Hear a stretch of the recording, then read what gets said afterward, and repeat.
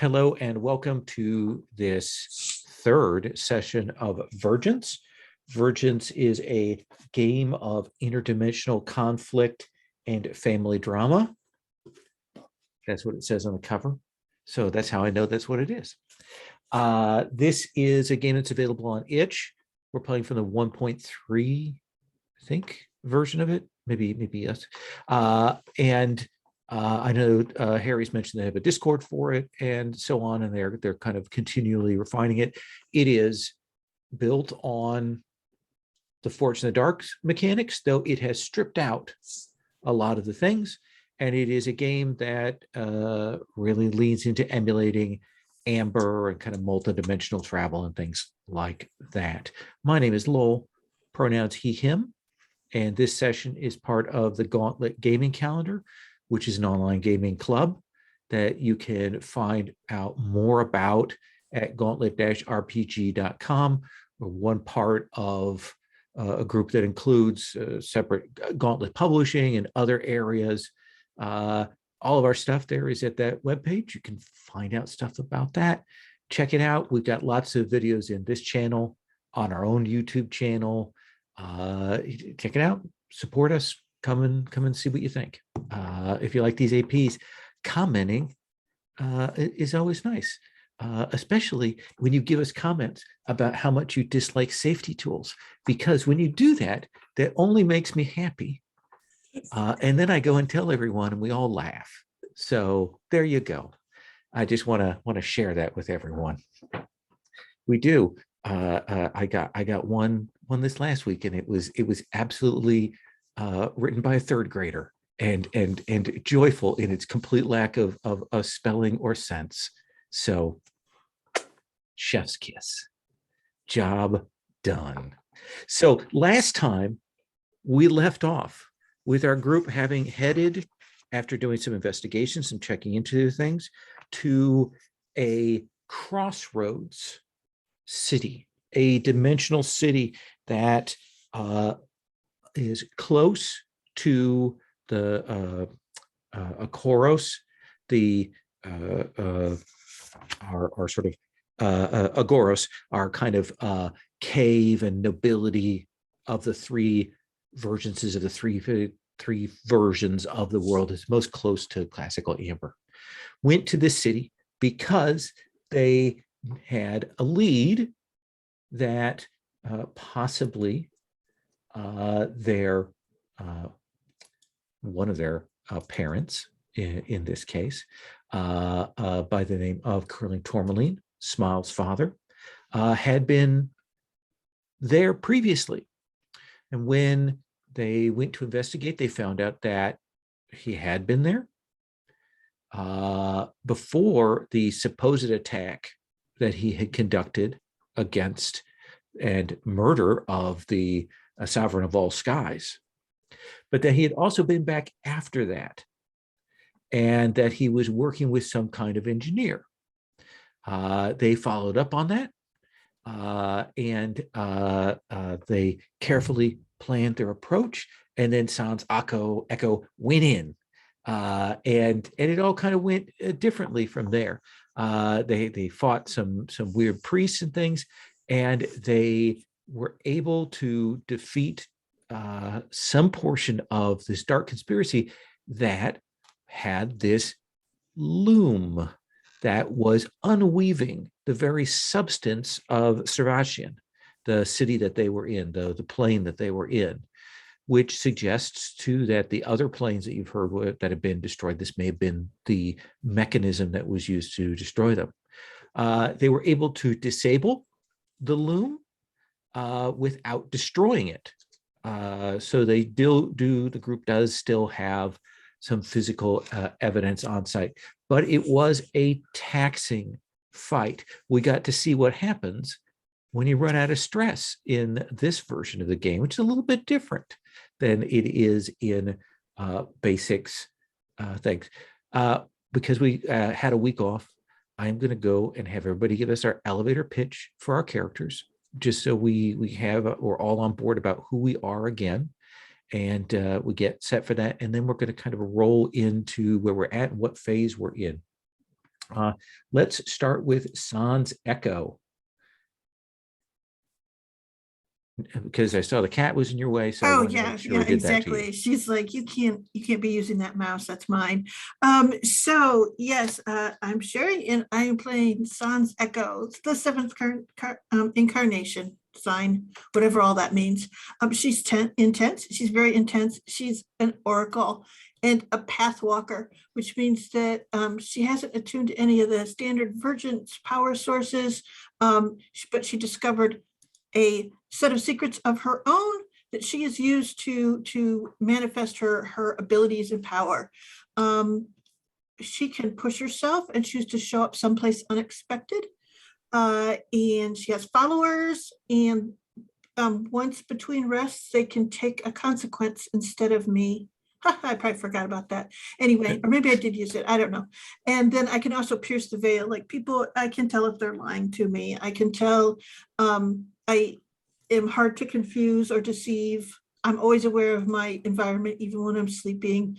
So you can see why she's super intense. She's sort of exhausted all the time. It's like you could never really get good sleep when you're an oracle, at least like Sans. And I think last time I am the one who hit the end of my stress track. Am I not? You Or are, you may be amongst, I believe it was more than just you. really? Yes. Well, hooray for me. I've still got that red box, all red and check marks. So Okay. is there something that we're supposed to do? Well, we will come back to that in a second when we go and look at the phase that we're doing. I'm excited. Let's come to Bash the Aeronaut. Hi, I'm Patrick, he, him pronouns, and I am playing Bash Rassius, captain of the Emerald Repose, who is, yes, an aeronaut, also he, him pronouns. Bash is the least responsible son of a very responsible house, who would just like to be left alone to go adventuring off through the infinite multiverse with his crew of very unique and highly backstoried adventures that go with him. Sadly, things keep getting in the way and blowing up and unraveling and things. He is from the Maelstrom, and from being touched by the storm, he has very long limbs, and especially his fingers, which have extra joints in them. He has the crew of the Emerald Repose, who are really good, and they can travel through the Umbra on their own. And then there's the ship itself, which is changeable and can go through most environments. Also, he can make things float. So, there's that.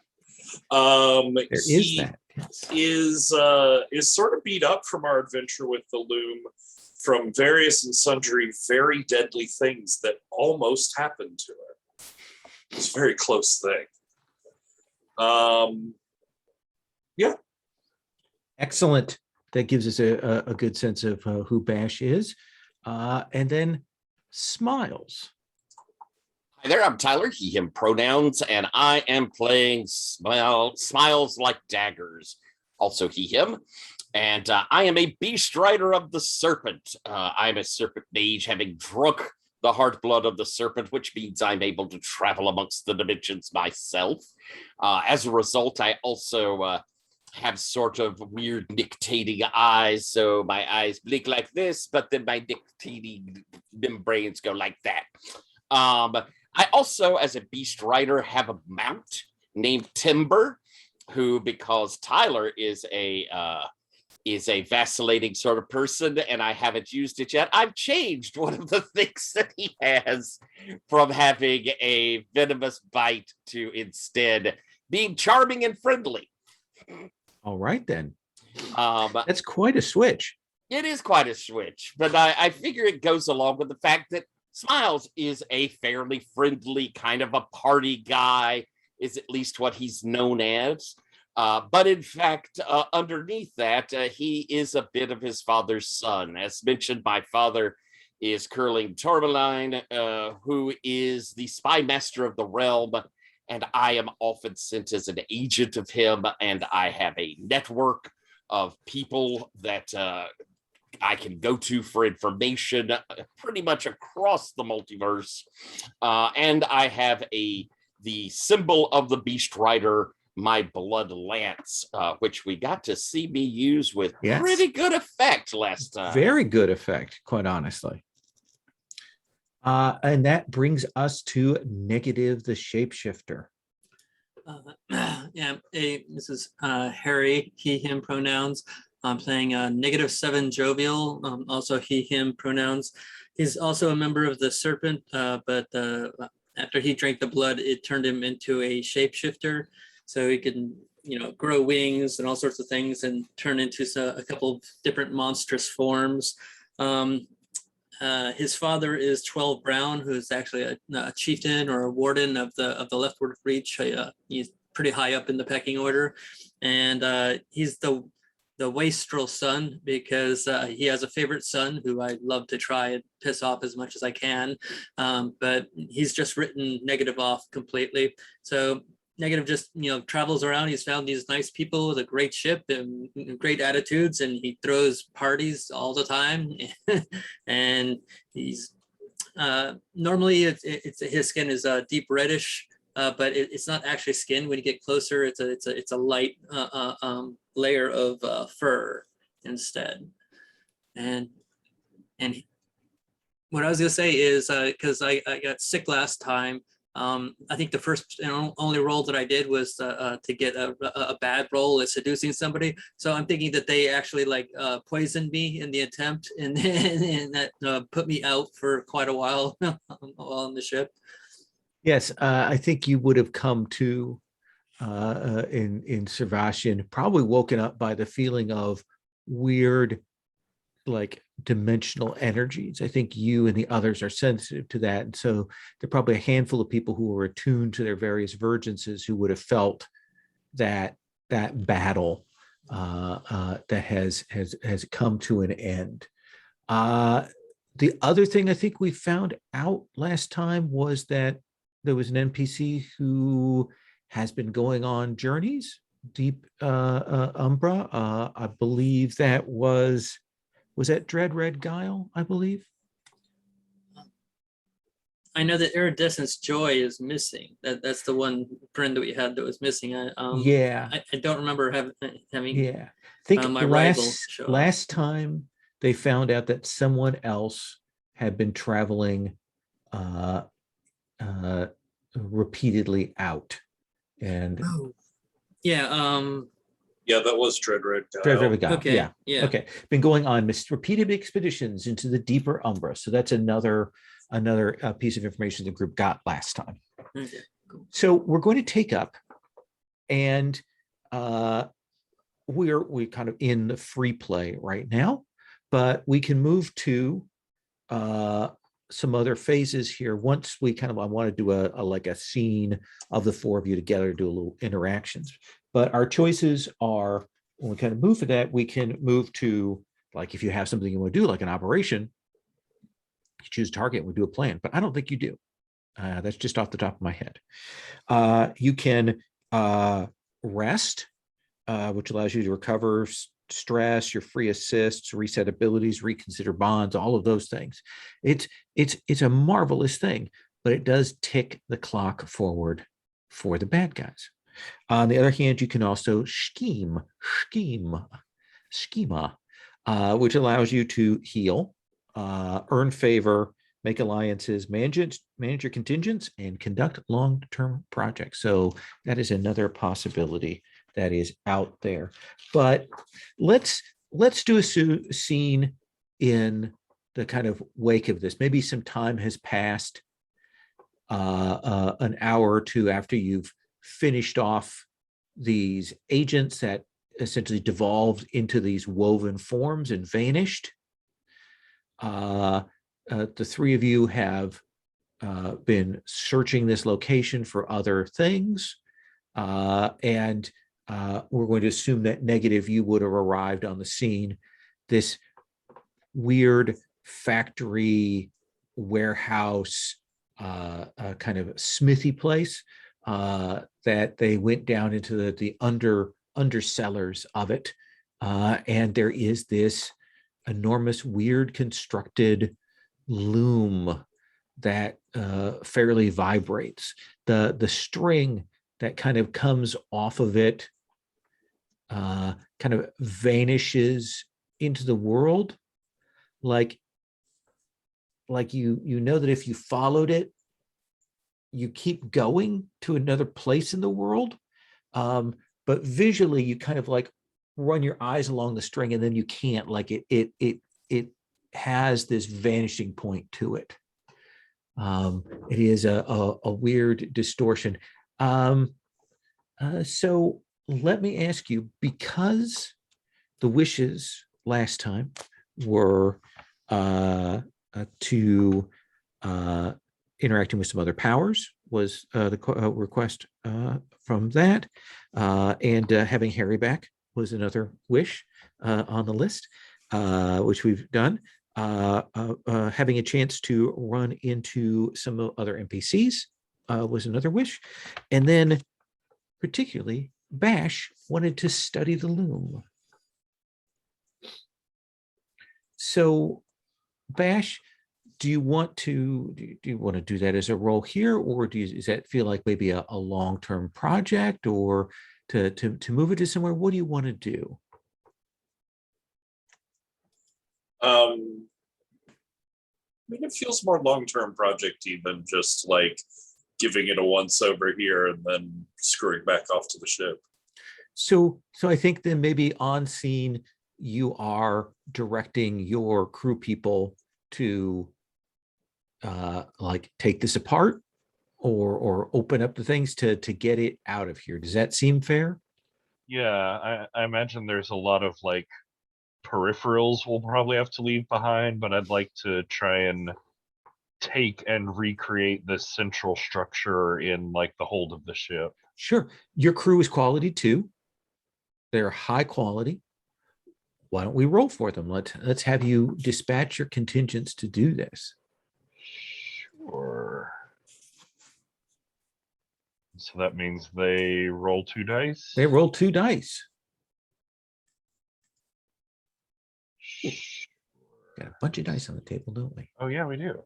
It's one of those rooms. All right. So those top 2 reds, if I can choose them, and then the button will work because the internet works for me. Yeah, they will find some access ways that open up that will allow them to take major components out.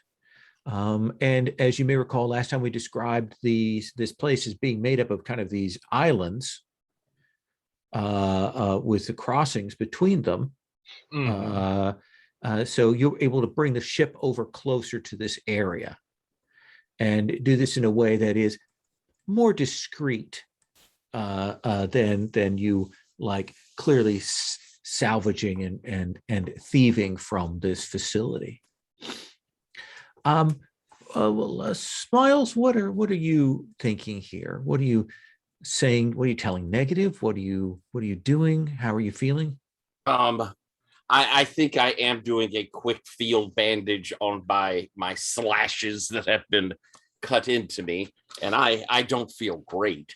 But I am probably talking with most everyone.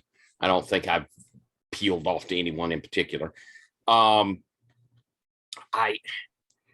We heard that iridescence came through here, and despite being told that Father came a second time, I think that was one of these facsimiles. I mean, I don't think that was really him. I don't think he has anything to do with this.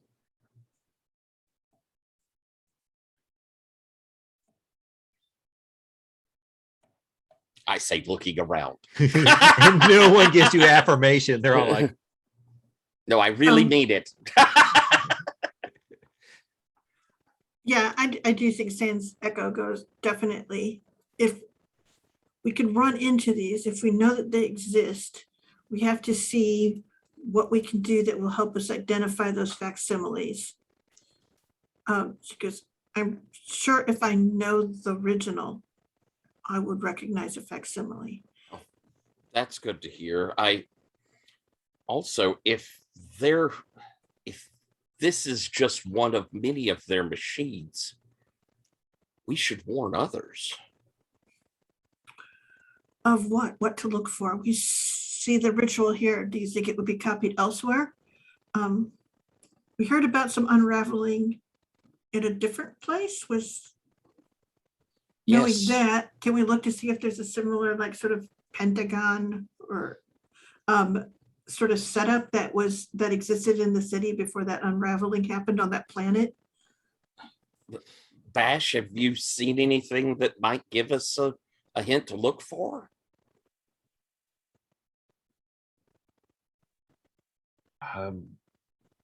No, not yet.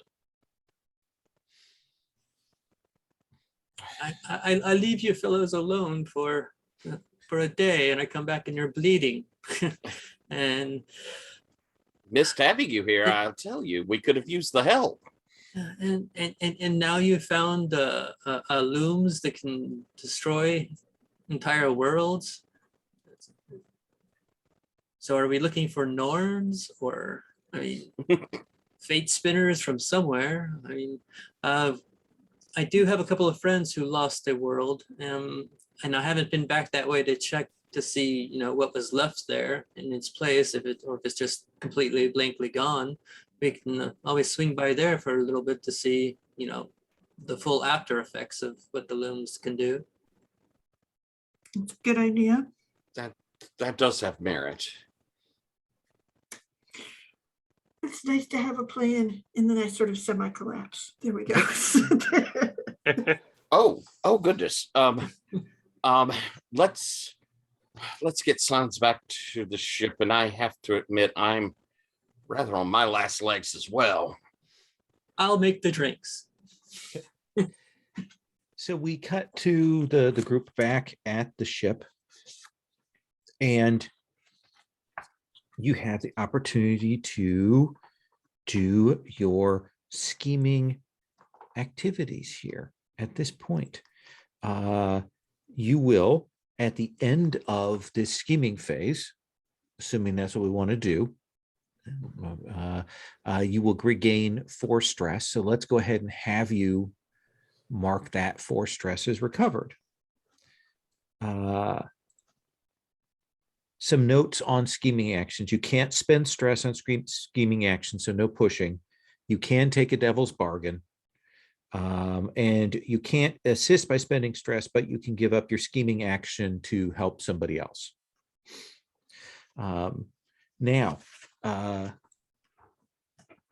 things that you can do, scheming wise, you can heal. Take that as your action. When you heal during recovery action,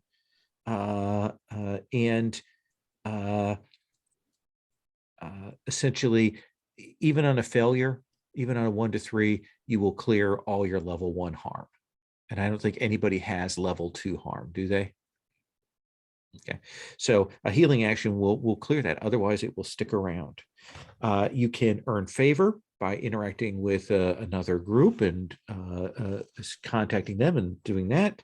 And if you've gained enough favor, you can form an alliance with folks. You can also manage your cohorts, send them to do things, and you can do a long-term project. So those are the things that you can do.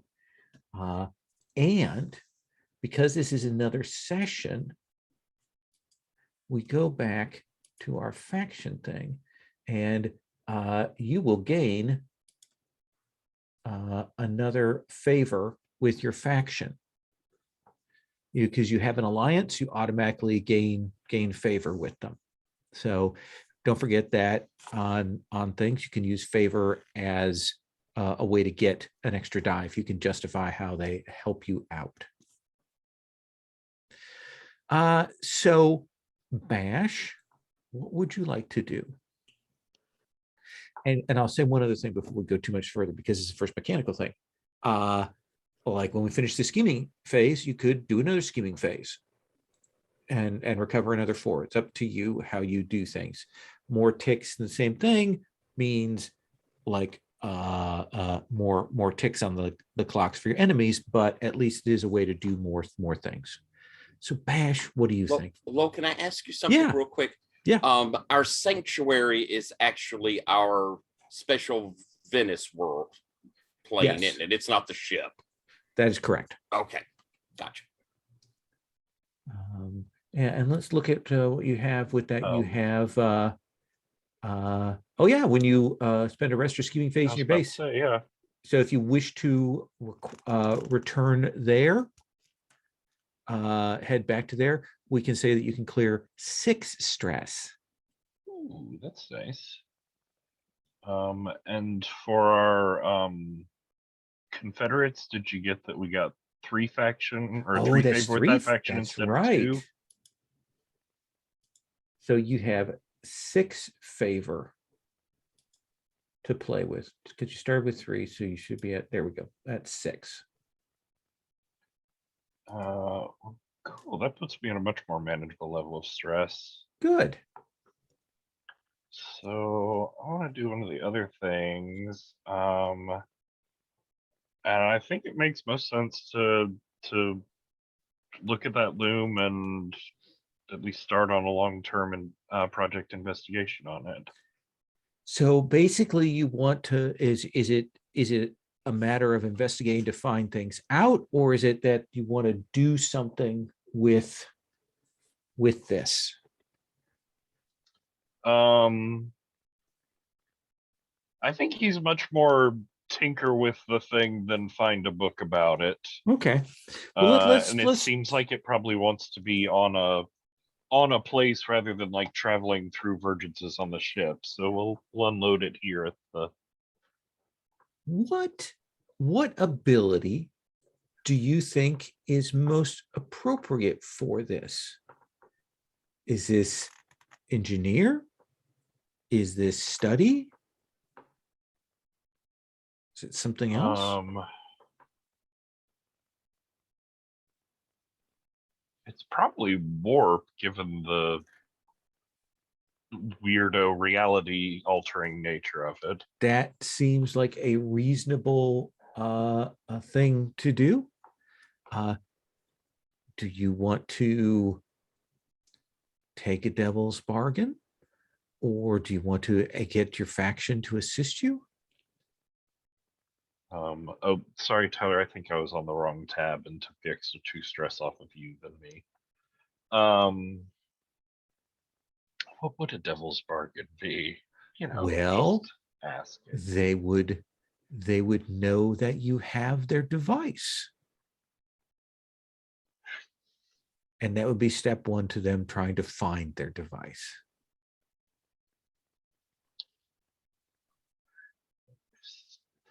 Since I'm setting it up on our respite world, Mm-hmm. I don't think I'm going to do that. Do you want to But call on your faction for aid? I would like to call on faction for aid. And this is the Wake Riders. So what do you think that looks like? Like, what do we see when you go? They're serpent. What do we know about them? Anything? We know that they essentially, as a group, are ones that ride in the wake of the serpent. They follow behind. So essentially, they are like path protectors and followers and things like that. That's the sort of basics of what we know, but you can add to that because we don't know much beyond that.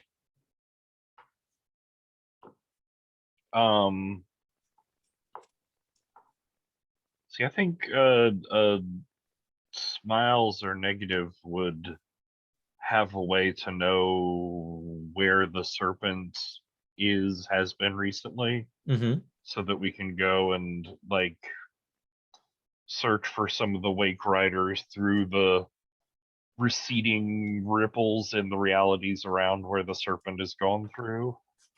I think that makes perfect sense.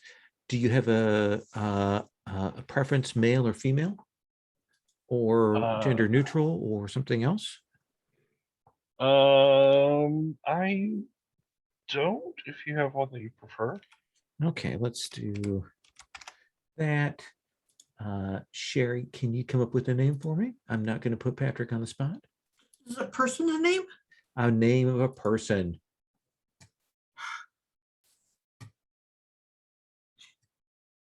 So just have to give me 30 seconds. I'll Okay. give you 30 seconds. Absolutely. I Okay. will do that. Okay. I will also find a picture.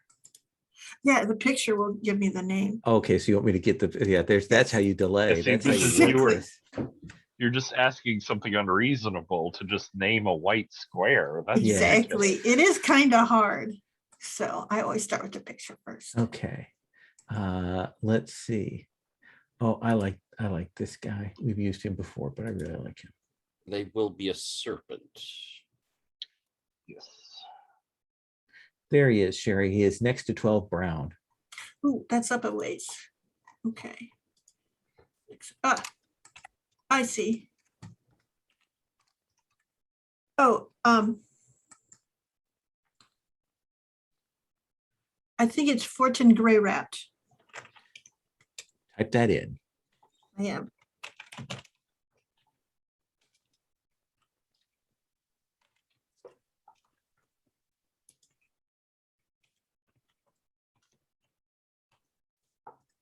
There you go. So, Bash, you will reach out to communicate. We'll assume there's some means that you kind of track back and Gray Rabbit. Yeah, honor to Bash, commander of the magnificent ship. Rabbit, it's good to see you again. What do I owe the honor of this call? What can we of the Wake Riders give to Well, you? of course, I've traveled all around the storm and all of the realms that it touches on, but I know that the snake goes where it will, when it will, and the Wave Riders, well, That would be true. you have to be ready to encounter any sort of thing that the Umbra might throw up at you. Mm-hmm. Well, the Umbra's thrown something strange up on us, and I haven't quite managed to unravel it and figure out all of its little claws and points. Hungry little thing, though, and well, I've tried switching it on a couple times. It ate a little bit of the floor. It's fine now. It's fine. But I just wanted maybe a second pair of eyes while I try and rejigger the gears in it. Absolutely. These are uncertain times, but I will come to assist you. You are at your floating palace world. I think that's a little ostentatious. Our humble little retreat. Your Venice. Yeah, I will be there. I will be there soon. And he will arrive, within a few hours, riding through on his own beast ridey beast. This one probably does have venom fangs and is not so friendly. But he will greet Smiles and the rest of you with a flourish, and he will come to suck on his thumb and walk around as you work on this device. So that will provide an extra die.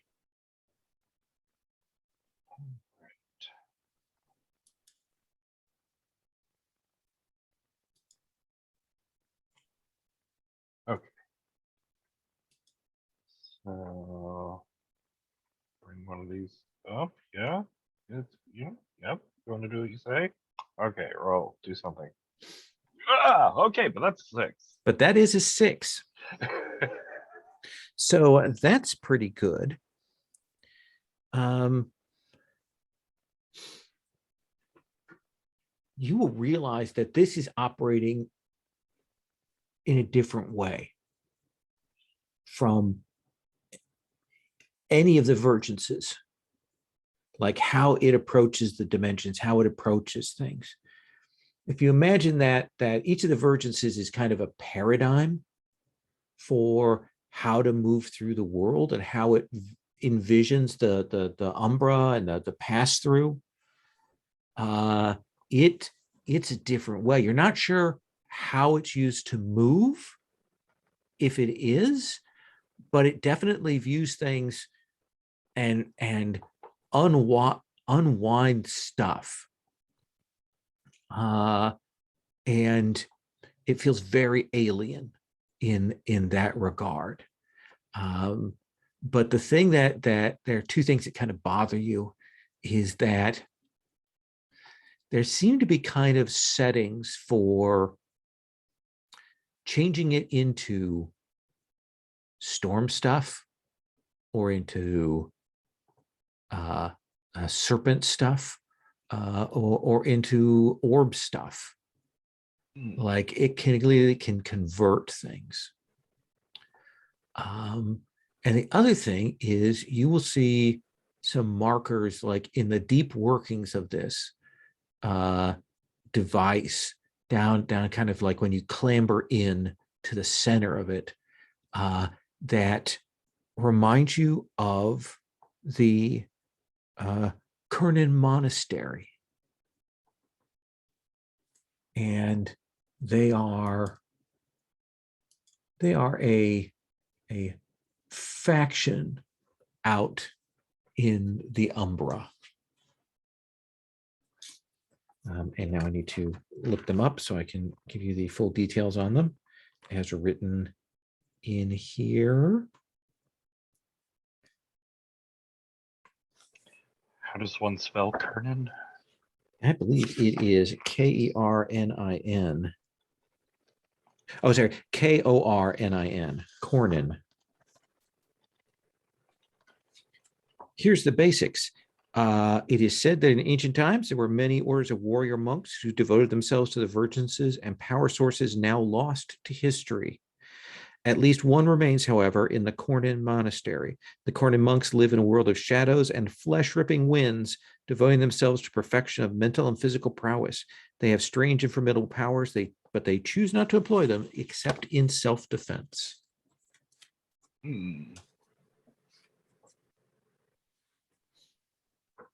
Does that seem like fair info? Yeah. Is that shadowy, windy monastery world? Is that something that we would know about, be able to find a way to, or would that be You could part certainly of it too, travel to it. down? It's a dangerous and inhospitable place, but you could certainly travel there. Okay, cool. Smiles. What are you up to for this scheming phase now that you've recovered 6 stress? And you're almost like new. Yeah, I've got a bit of damage to me, but with that stress having dropped down, I may not choose Oh, to. yeah, you don't need to heal up. Yeah, I've got another box there. I mean, what the Yeah. hey? Yeah, you're I don't think there's any problem. So I think instead, I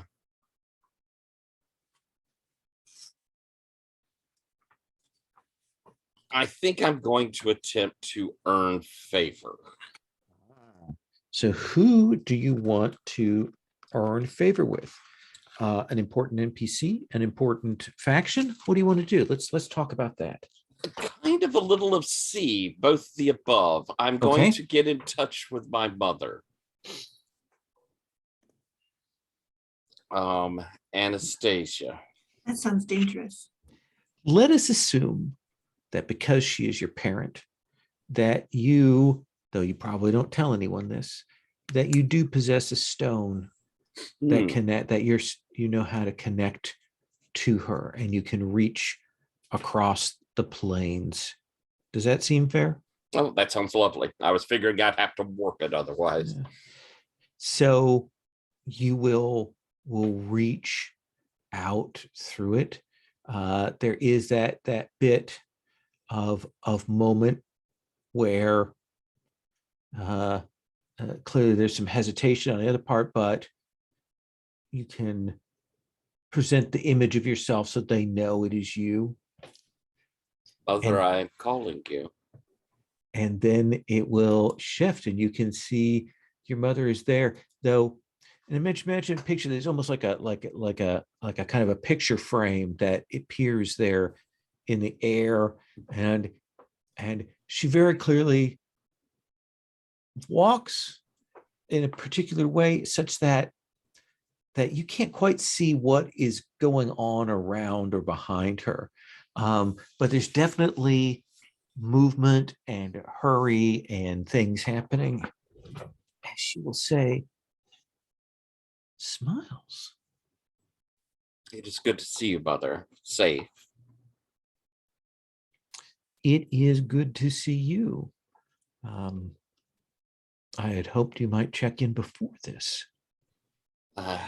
Well, I admit that there have been a lot of things on my plate, though I imagine the same is true for you. I hear the maelstrom is unusually turbulent. It is. It is. Are you safe? I hope so. I believe so. She says, this is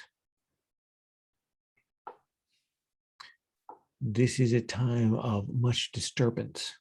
And while it would be my druthers normally to take advantage of such turbulence, there are those who have pinned the blame for what has gone on squarely on my shoulders. I suppose that was to be expected. I believe I might have information, though, that disproves that. Do you? Is it concrete? Is it actionable?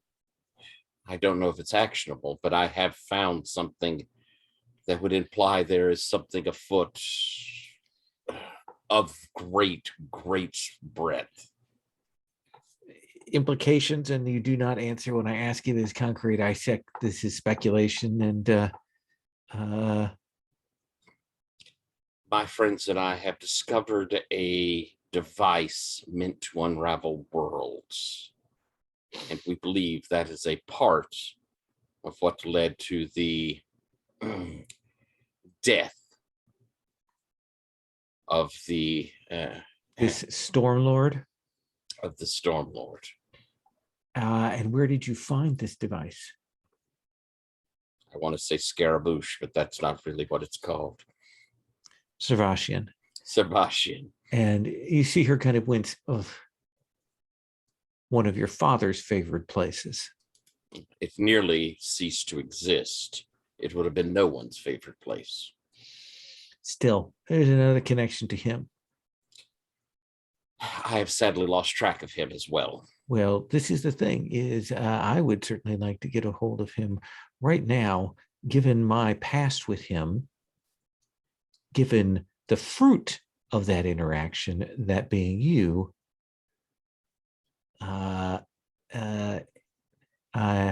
You can see why I am deeply suspect. There are those here that would like to, how should I put this? Throw me to the wolves.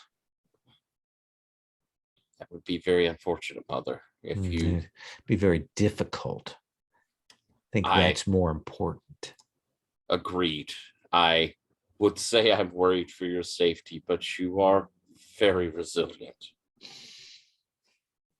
Father, on the other hand, I fear he may be in considerable danger. Your father is slippery as an eel, not unlike yourself. I don't think he had anything to do with this. I admire that you believe you can think and conceive of anything that is in your father's head. His plots and plans are far beyond. I don't try to discern his intents. I simply go off the information and evidence that I've seen thus far. I do not think he has anything to do with this. Well, then I leave it to you. You've always had a stronger network of people throughout the Umbra. Look to them. I will pass on what information I can. I called you, however, to give some what I hope will be help to you. Mm-hmm. This machine, this is not the first. The other worlds, the other planes that have disappeared, I believe that they were undone by this same machine. I will give you what information we are discerning from it. I have friends who are trying to investigate it further, and I will quickly go through like the pattern we saw setting it up. If you encounter this, it must be stopped, or that reality will be undone. And the agents of that place, they will take on facsimiles, they will take on shapes that seem familiar, but they are not true. They are fetches, they are scarecrows. All right. Let's have you roll here to see like her reaction to this. Okay, so What do you think is appropriate? Is this persuade? yeah, it probably is. Yeah, I don't think I can figure anything else to it. I can't bring in pushing myself, can I? I'm not allowed No. for that. You can do a devil's bargain. What would the devil's bargain or you be? can take favor from another faction. What would be the devil's bargain, if you don't mind me asking? Oh, well, I think the devil's bargain would be that someone within someone's camp would make others aware that you and she have been in communication on this topic.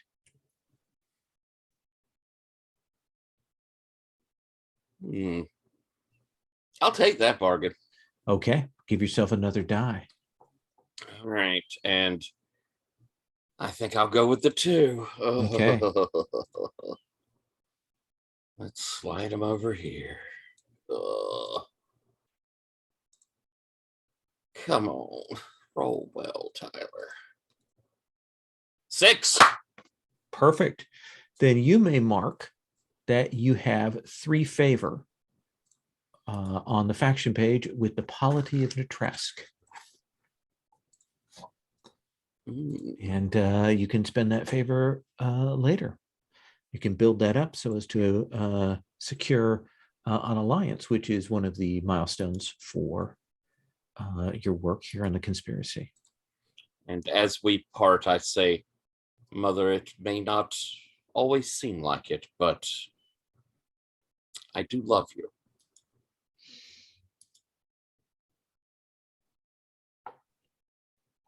Take care.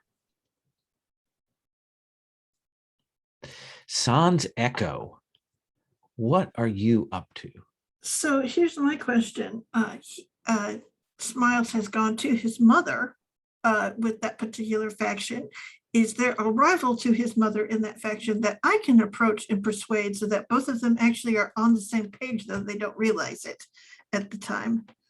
I would like to make the move towards actually making this alliance by essentially putting this to them. So you want to reach out to someone who is like the Electo's rival? Yes, Or not exactly. rival, not Electo. Actually, I just realized I got that wrong. It's actually Anastasia. I apologize. I did Anastasia's rival, but within that whole power structure that she's in, that faction that she's in. So not like an enemy of hers in another faction, but another person who would like more power than they have. Sure. Give me a name. You're so cruel. I am. Or would you like me to pull a picture in first? Pull a picture. You are a terrible person. No. Let's see. Let's come to here. We did a male, so let's do a female. So is Anastasia actually a part of Netresk? Was that No, on not purpose? Netresk. I apologize. I got that wrong. Okay, I was trying to figure that out there, Yeah. but that makes more sense. All right. So let's do. Here's a classic. All right, I put her next to Songbird, the information broker. All right, so this is kind of one of those fun things where you go looking around.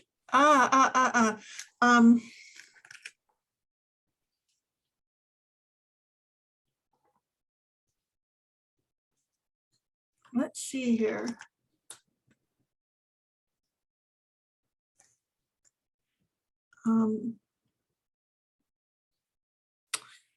How about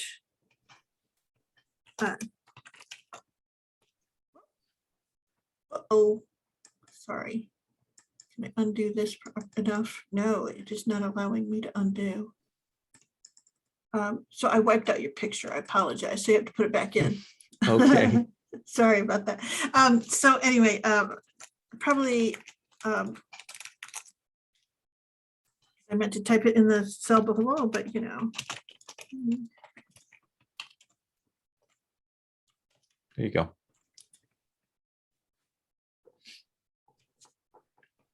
So it is interesting, Smiles, that you are a beast rider, yet your parents, the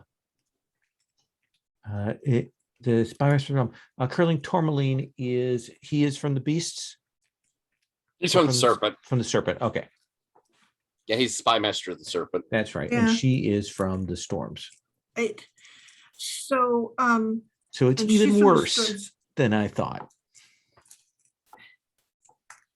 So it's Lady Semarin Farson, and Okay. essentially it is she's from the Storm, but she's from one of the, like, essentially they're a set of, how should we say, colonial royal families from from Argyros, who had set up in that area, and she is a powerful person within that. But within that group, But has but Anastasia is, yoked their fortunes to this rebellion, yes. and she will greet you. Well, if it isn't a little bastard child, what is it that you are up to? And I think so. Raise her hand. And you know, she was wounded by the loom, and she has that threaded thing. So essentially, there's this kind of unpleasant, we say, part of her hand that's missing in a way that like doesn't seem to affect its functioning or anything. There's just a piece of it missing. You can see through her hand and her wrist, and the thing just is like there's a slot cut through it. Well, And that's tremendously unpleasant. she goes, I tried to stop a loom that was unweaving the world. She goes, this is what awaits so many. And she goes, I came to speak to you because you are a voice that I know can help to stop this. Right now, we have a great many issues awaiting us. As you may be aware, a certain blame is being placed on the larger faction that I am allied to.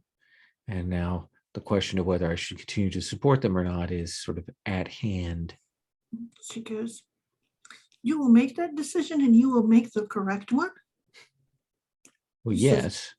And she goes, yes, but, and she essentially will lean in and tell her everything that she knows. But she will drop the things that make it clear that like a lot of what's going on is outside of Anastasia's control.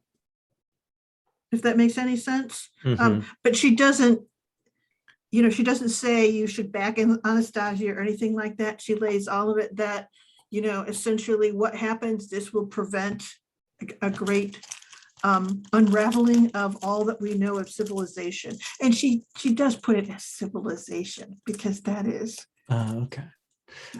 This feels like persuade.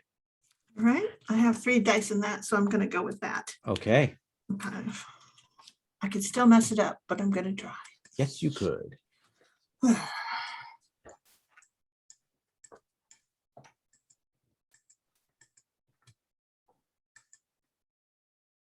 3, 5, 6. 6, so you'll gain another 3 favor with Anastasia's faction. All right. And how does that work? Like, when do we get to the allyship then? So what you do is basically once both your interests align, you can do this. Alliance costs essentially, let's see here. To put the alliance persuasion roll, it is cost equal to the quality and scale of Or that scope? scope Okay. of that group. And what is their quality plus scale? Let us see. I think that's 3-3.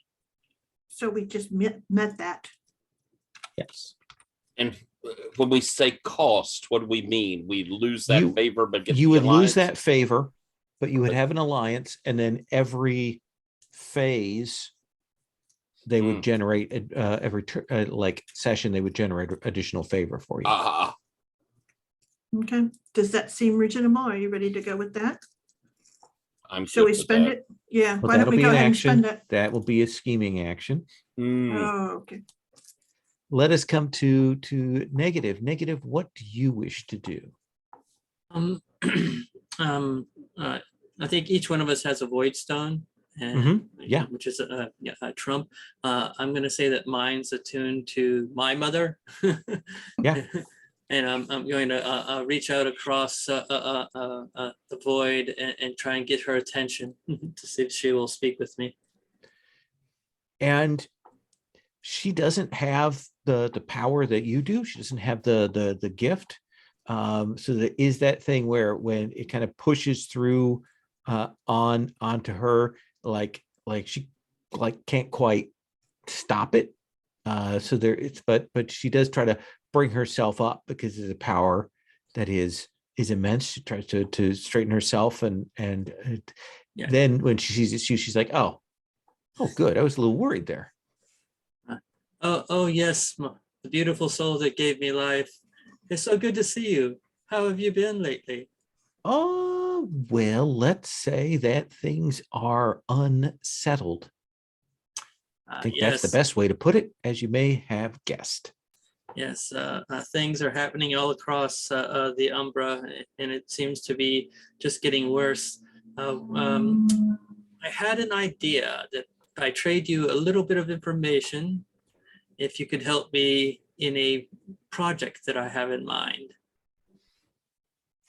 Well, what are mothers for then? The economy of secrets. Perfect. We happen to get in our possession a loom that it seems to be the source of this unraveling that people are speaking about across the Umbra. Mhm. And my current shipmates are, dead set on, finding going after whoever's doing this and, finding out what exactly is going on. My interest lies in a couple of my friends. I don't know if I mentioned them to you before, but Sheta and Enan from that world that I used to visit all the time when Father was completely mad at me. You've Their told world, me of it. yeah, their world is one of the ones that were destroyed. I managed to get them two off of there, and I placed them on a place called Oerth, in the free city of Greyhawk.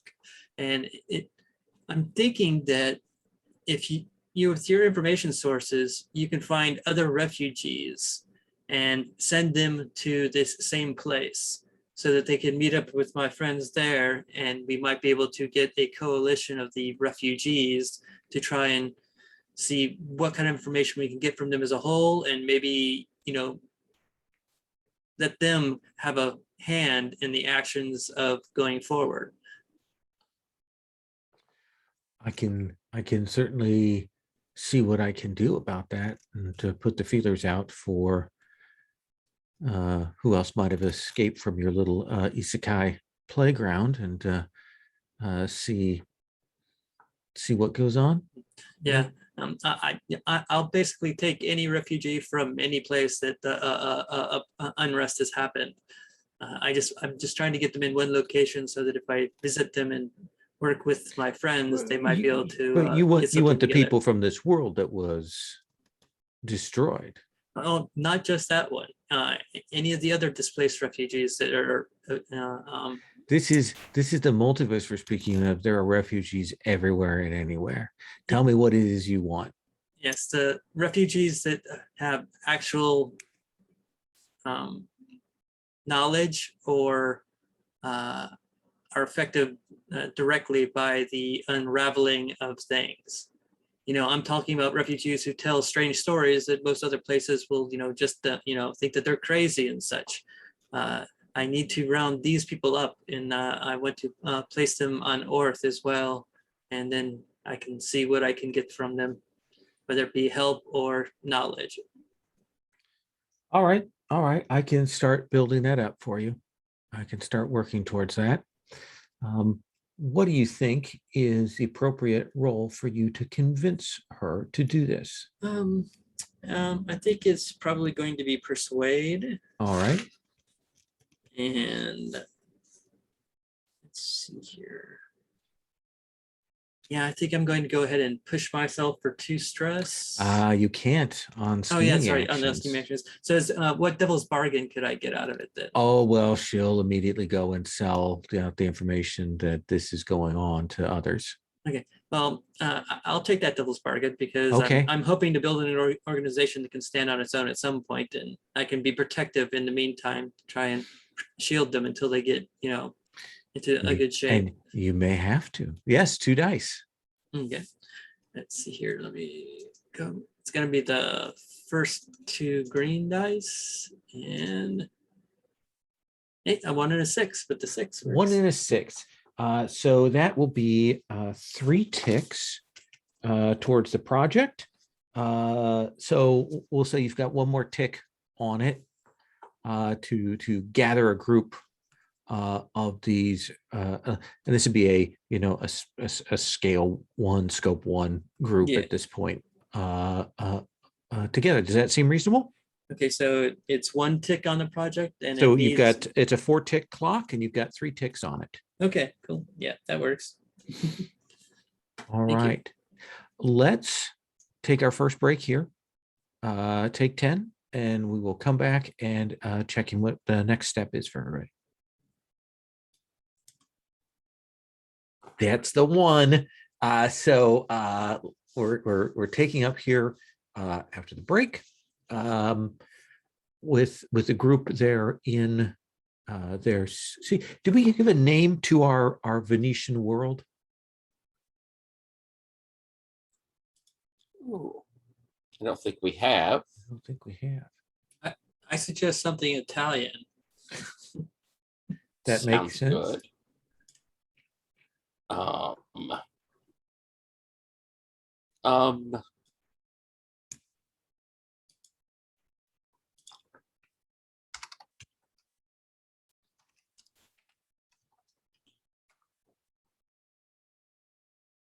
Bella Vita. Bella Vita. Okay. That is the name. So we return back to Bella Vita.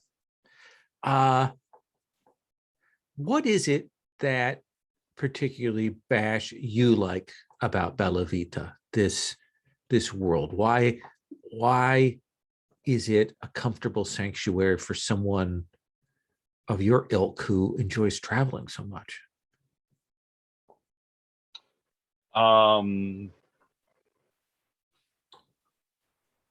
I think I like it because of the airship races. Like it's an ancient tradition here. It's the baseball of Bella Vita. It's everything from small like flying canoes that go at like drag racing speeds to like big sort of sailing ships, yachts out there doing long treks around the Vergence, that sort of thing. Excellent. And Smiles, what is your part in these air races? Like, do you keep a low profile, or are you a superstar here, or what? I mean, because you have this flying beast, right? Yeah, I think that I tend to be more of a fan, though. I think I might bet on it a bit, and I like pace it and watch it from flying alongside them and that Oh, sort of okay. thing. More an indulgence than it is an activity Hmm. for you. And tell me something, Sans Echo, about the physical portion of your sanctuary here. Do you have a castle? Do you have a neighborhood? Do you have just a house? Like, what is it? You mean like Bash's crew, or do you mean just me, Sans Echo? I mean the group when it's here. Like, what is your sanctuary space? Hmm. Is it a villa? Is it a town? Is it something else? No. I think it's actually the shipyard is our demesne here. In some ways, because there's a sort of thing of Bash's ship is still the prototype ship that all the airships are based on, even though for them it's been a long time that they've been doing it. Uh-huh. For us, it's not. Like, you know how things are a little bit weird in the Umbral with time Yeah. and stuff. So his ship is still the prototype, and when they race, they want to race against that ship because it is the ideal. And so the shipyard it was built around where he first put his ship. So there are some other ships that are more of more permanence that are there that serve as lodgings and kind of a circle of ships. Let me ask you, Negative. You are a shapeshifter. You are a serpent in your own way. What of this place, this sanctuary, have you made your own? Like, is it a room? Is it people? What is it is yours here? Uh, in my mind's eye, it's the fact that whenever he's here relaxing, he throws almost world famous salons, gatherings of people, and you know he's the consummate host and always trying to hook other people up with other people. And so whenever we get here, I'll travel away from our sanctuary to other cities just to try and spread that. So I'm just known for getting smart people together and speaking. And so we arrive. It is undoubtedly festival time because the return of the great airship and people talking and things like that. So everyone is in high spirits, which serves as a kind of cover for you. And the four of you are gathered together. Should we do like a meeting of the four of you and then decide what phase to move to? I imagine that we're kind of maybe one of these great meeting rooms, beautifully appointed and so on.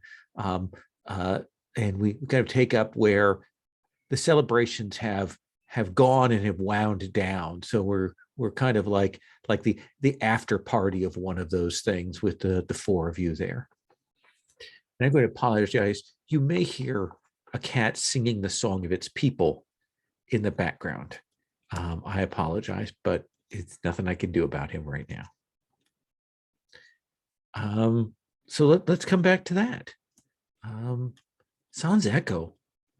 What are you saying when the camera comes to you in this scene? Servants are clearing away tankards and trays and things like that, and the smell of wine and tobacco and all of that hanging in the air here.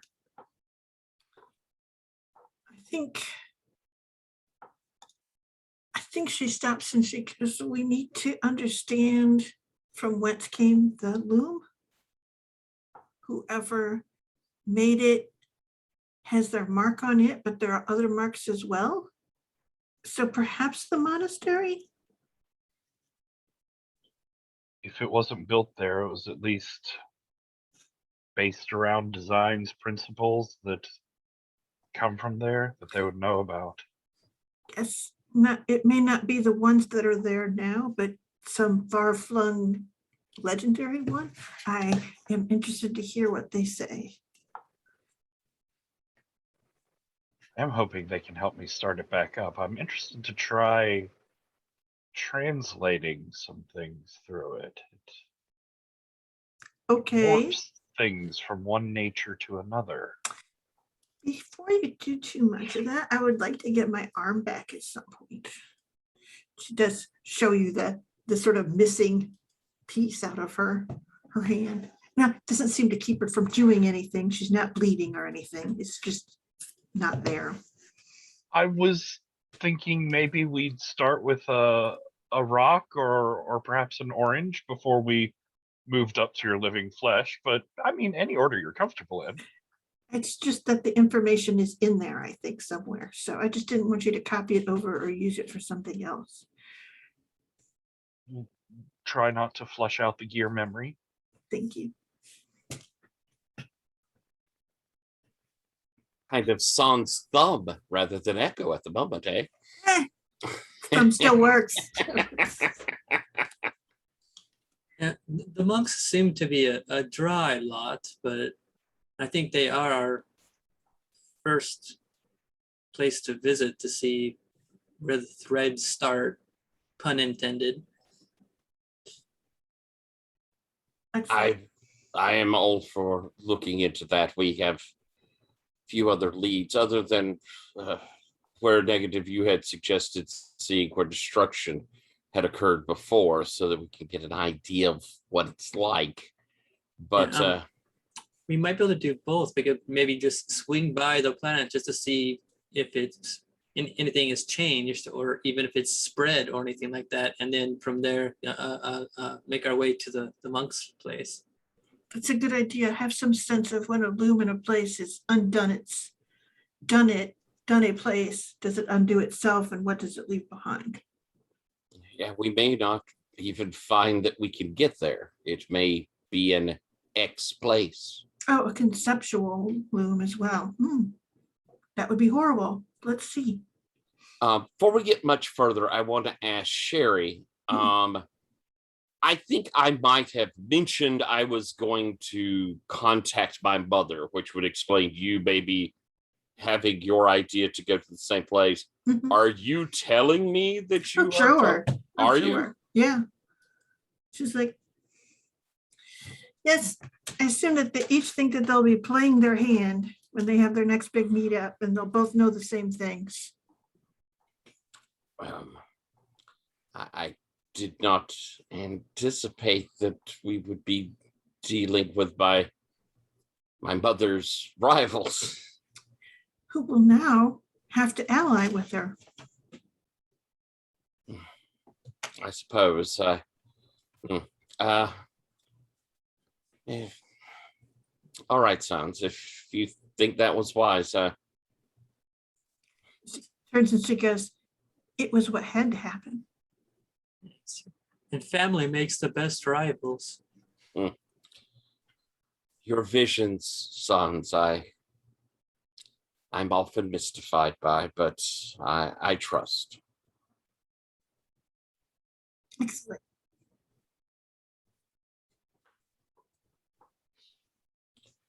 Then shall we depart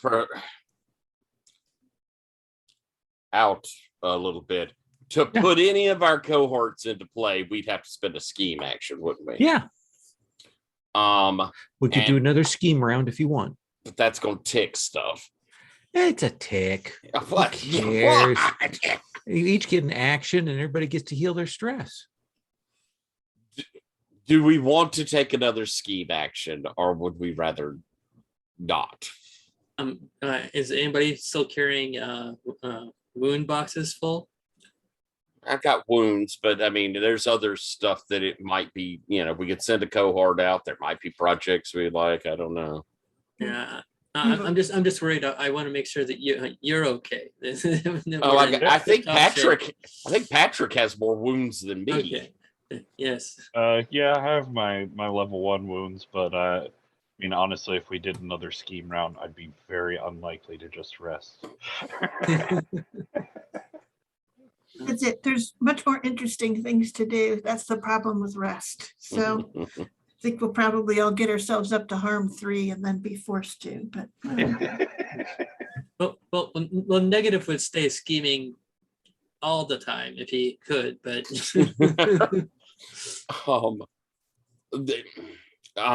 I suppose my thought is that we could, if we want to send cohorts out, this would be our chance. If not, then, kind of in conversational. Maybe if we learn more, we can send our agents to look into them. And it just takes one action. One PC can manage 2 cohorts Okay. on a Well, thing. then that means that we could then close the alliance and do some other bits then, like rest, heal, blah, blah, blah, for those who need it. Sure, I'd be cool. Yeah, I know Harry- people were interested in getting that alliance sealed up. Absolutely. So we'll do another scheme phase. We've decided, ouch, we've made we perhaps will regret it, but it Yeah. does mean that I can take more stress All right. off. Well, we'll So just tick forward the clock one. So there we go. Bash, what do you want to do for this next scheming phase? Heal, blah, boring. Earn favor, form alliance, manage cohorts, long-term project. I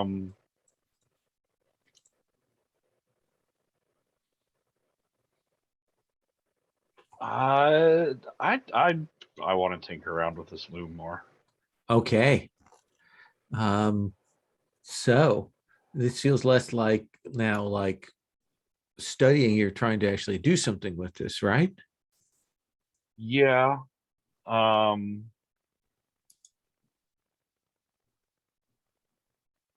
mean, I did warping. I understand some of the basic underlying structures, so it's probably engineering this time to actually, engage some test loops of it. I mean, obviously, nothing that would affect the broader world or any sort of unfortunate. Obviously, like that. obviously. No. I understand.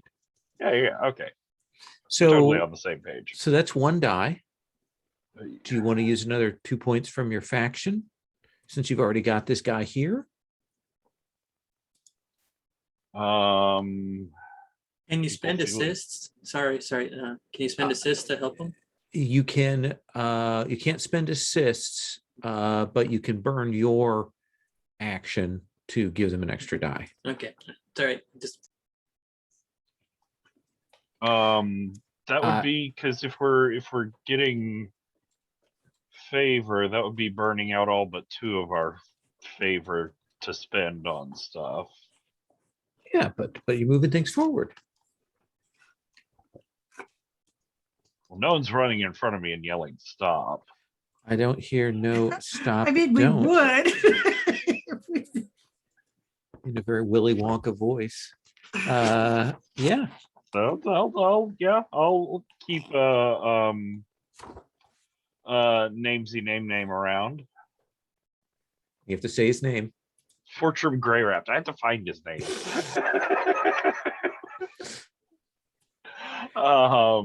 Fortrum, I'll keep him around. So just be That's 2 this up dice. here. It's a 3. That is a 3. So you are going to get 1 tick I did it on your clock here. Okay. So you can note that on your sheet. Essentially, Loom project 1 tick. Yeah, I've got it up to 4 now. Yeah. So I think How the many 2 do of you you. need? It's undetermined. I just have a bunch of boxes and I'm filling them up until Lowell goes, that's the one. Although you're supposed to declare how big the clock is. aren't you? 6 ticks All to right. make use of this.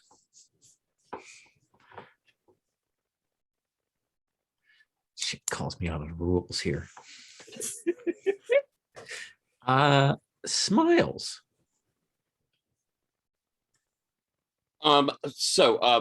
Rule set question here. Since we're in scheme again, the Wake Riders will pick up 3 favor. Is that correct? You get favor. Let me check that. That's a good question here. actually. Each scheme phase is what it says in the thingies here, but I don't know if that's Yes, it says each end of each scheming phase, each PC restores 4 stress and resets assist boxes. So you will have those assist boxes reset on your oh sheet. good. Ba, ba, ba, ba, ba. Da, da, da, da, da. Favor. Ba, ba, ba. Let's look at alliances here. Our dark conspiracy says Confederates, each scheming phase, you get Yeah. 3 favor So yeah, perfections. you actually get 3 ticks back on them.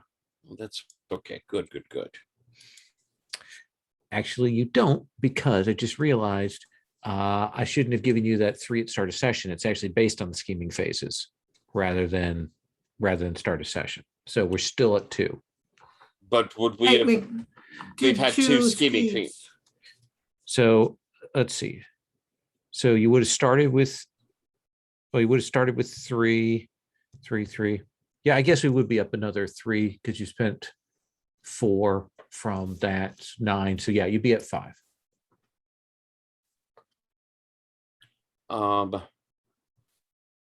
So I mean, we want to take up the alliance or take the Anastasia's group up to an alliance. I wouldn't mind getting some cohorts into the field, since that was kind of a thought here.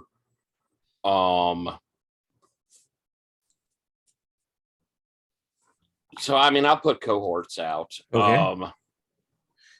Let's take a look at those cohorts. You have 2. Mhm. You have an espionage team and you have a recon agent. Shall we start with the espionage team? Sure. What are they called? Let's see. It's for us. The party monsters.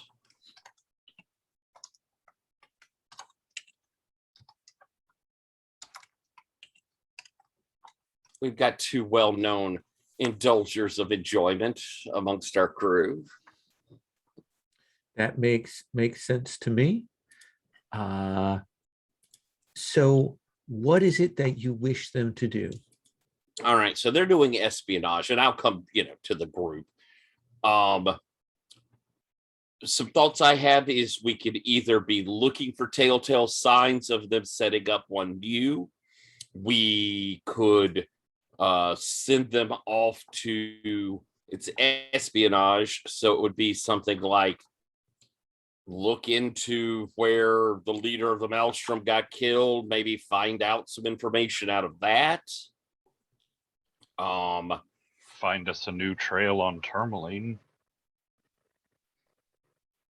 But I was thinking that might be our reconnaissance person. Gotcha. Would be going to recon where he is. So what do we think for espionage crew?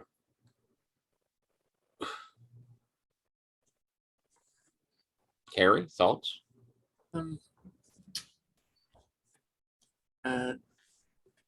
we have any known enemies right now that of any kind that might be up to something at this point? You don't have anything Yes, on the the radar? god Nurmalin. Oh yeah, maybe go see what's up with him, what he's been doing lately. Oh, yeah. There's the thought.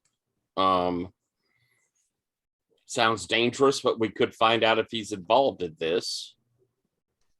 So, and 2 of you really dislike him. Yep. All And right. then send the recon guy off to trying to find a trail on Tourmaline. Yeah. All right. So Tyler, roll me a D6. Yes. Just 1. Just 1 D6. They are quality 1. All right. Roll. Oops. There. Rolling away. 2. That is a 2. Which one was this for? This is for the espionage group. So they will God's gonna eat them. will head out and they will come back and they will say, and this is a while later, so time passes, okay, but they will return. They will say, he is not in his usual temples,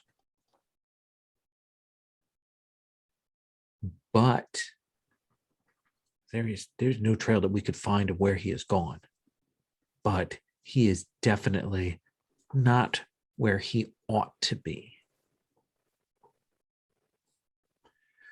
We can go out and search again, but his priesthood are ignorant of where he is gone.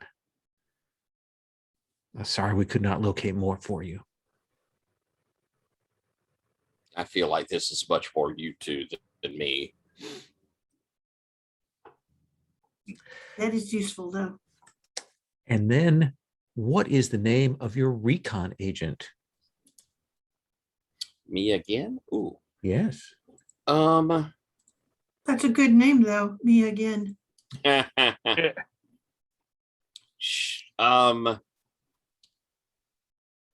Stella von Schacht.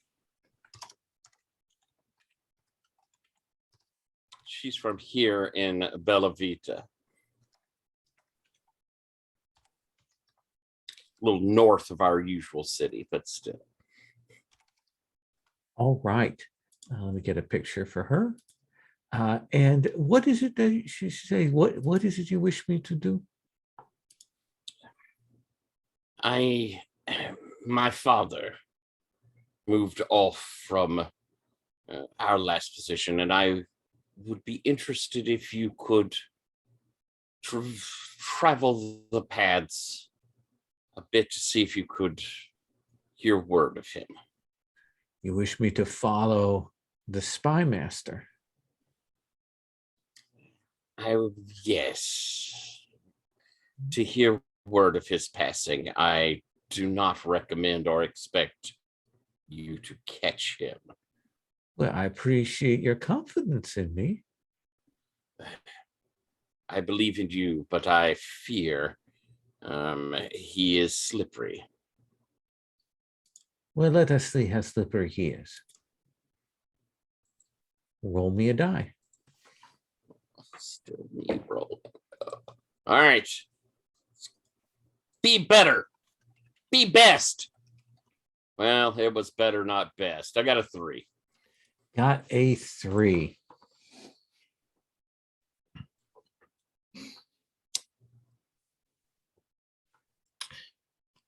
So I think, at least for this scheming phase, you will lose contact with her.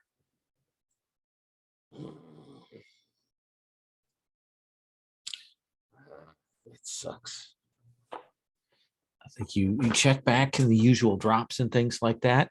And she heads out on the trail following your spy master father. And then at a certain point, she also vanishes.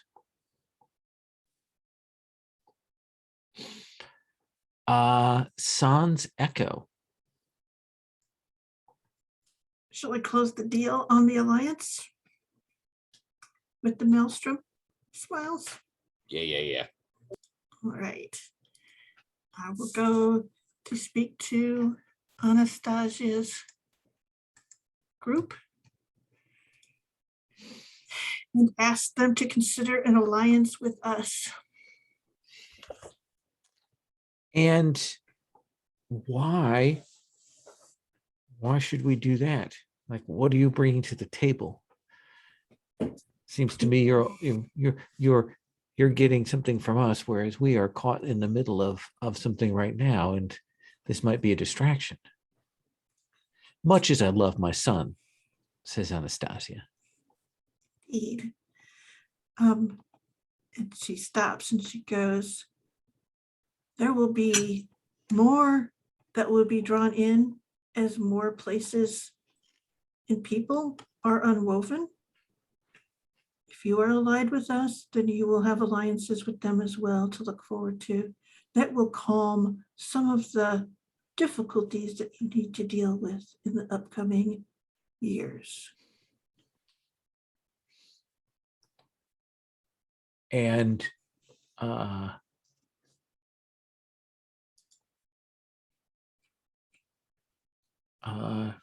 Lady Farsong will say, did look into what you told us. And we have picked up rumors, reports, words of some of these attacks, people having described the attackers as having unwoven when they were killed. So there is a pattern here.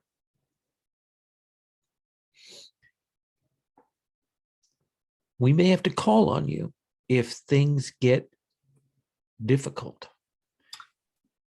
She sort of nods. That may mean throwing you to the wolves at some point. If you need to do so, that will be what is required. But in the meantime, you and yours and my son have our support.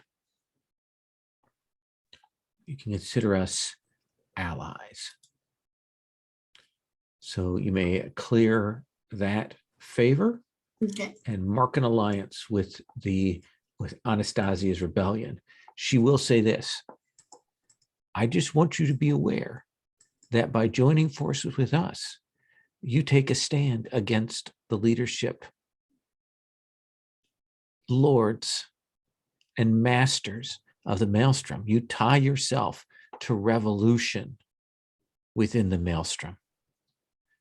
I hope that will not cause problems for any of your company. Well, I'm sure it will, but it's a necessary sacrifice. Fair enough. All right. So we can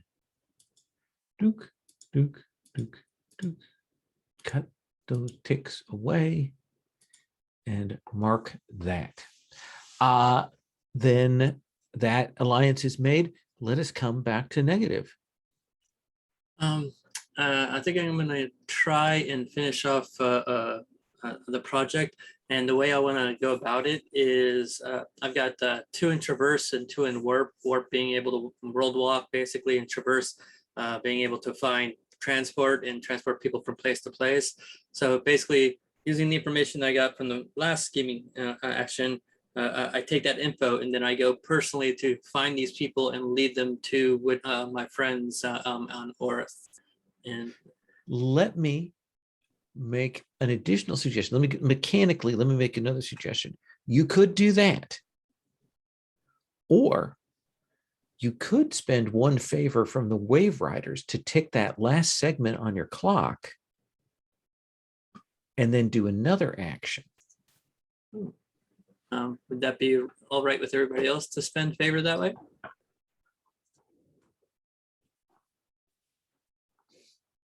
Yes, please do.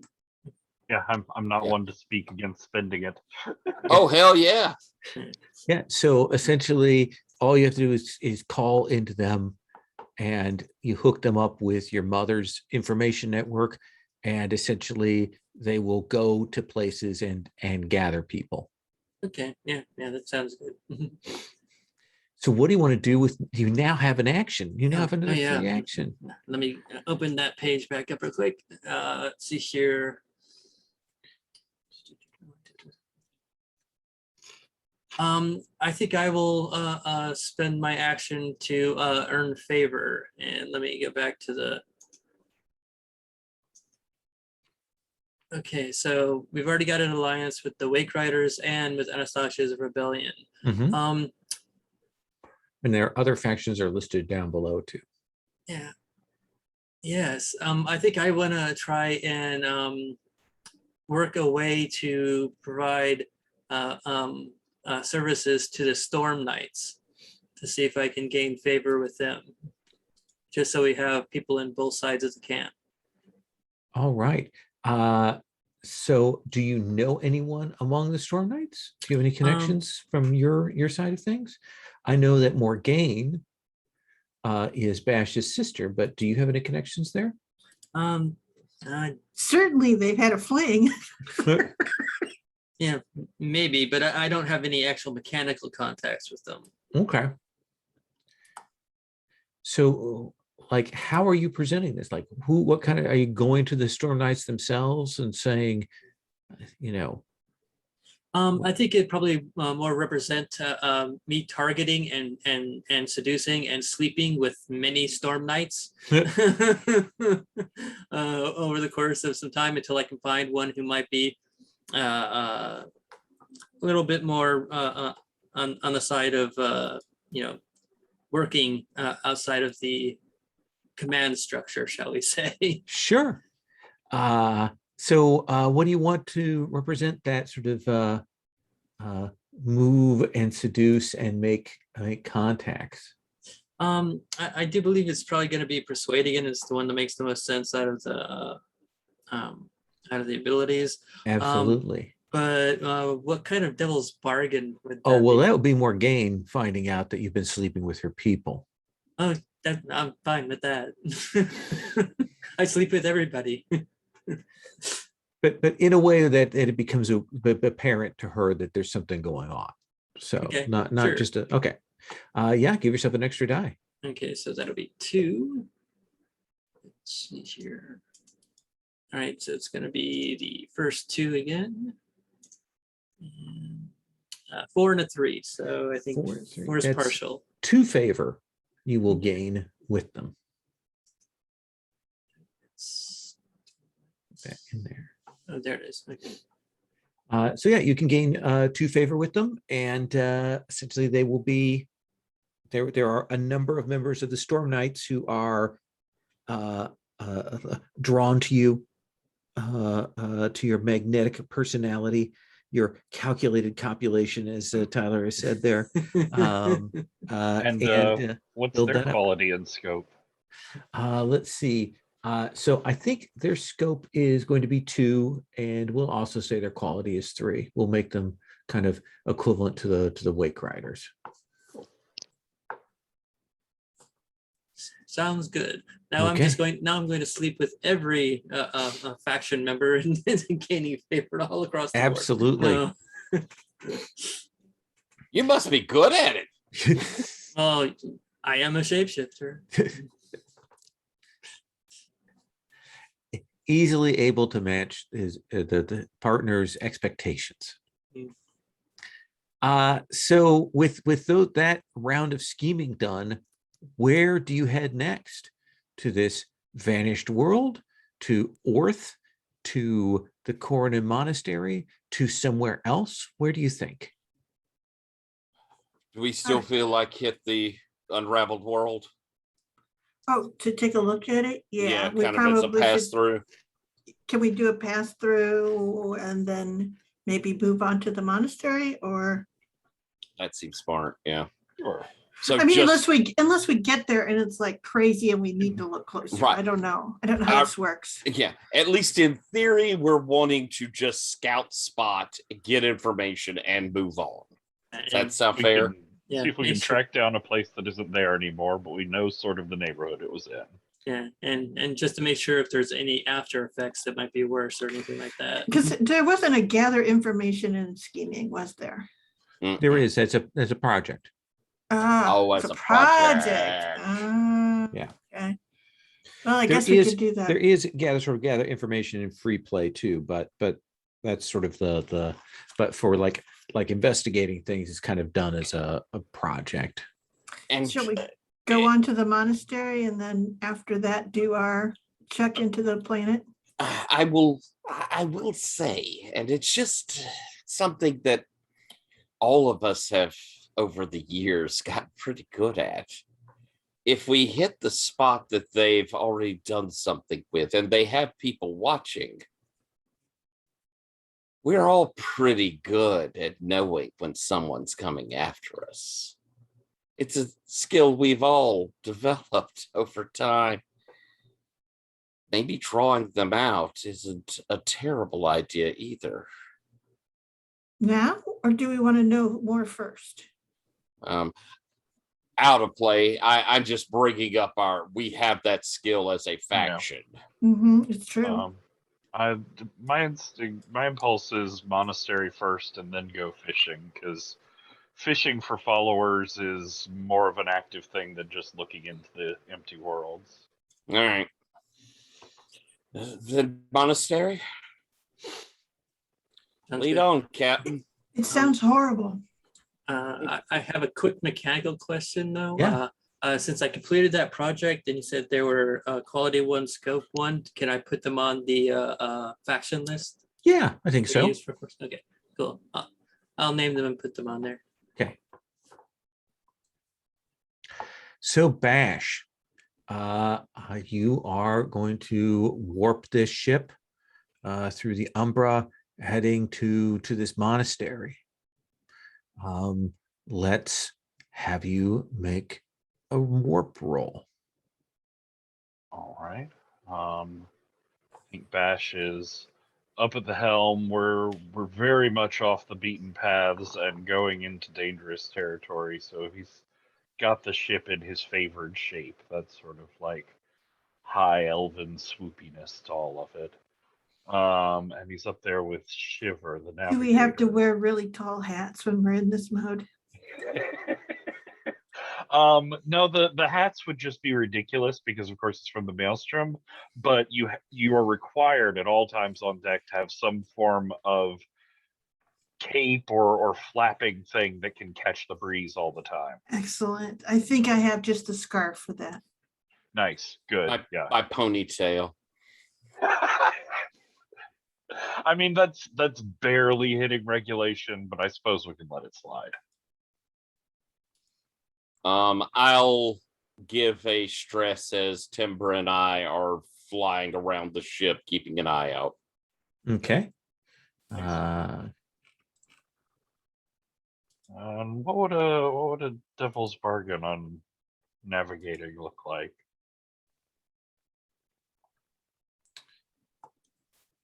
I think that the devil's bargain here is that you're heading into an area of that will tax even your ship's ability to withstand iron environments. And so if you reach it successfully, you will not be able to leave quickly. Your ship will have to recover. I was thinking I was looking forward to seeing a really out there storm. So why not? Okay. Then Let's go in the worst of it. All right. All right. So that's going to be all 4 of these buddies. Ooh, the last of which was a 6. I was very excited there for a moment.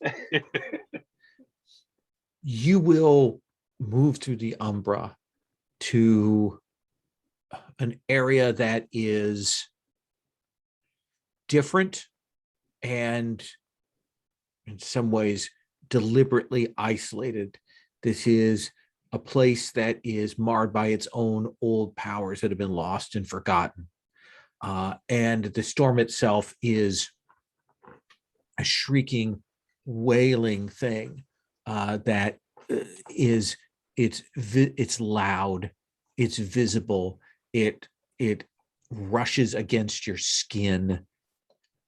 You can taste it, that painful burning of it as you move through it.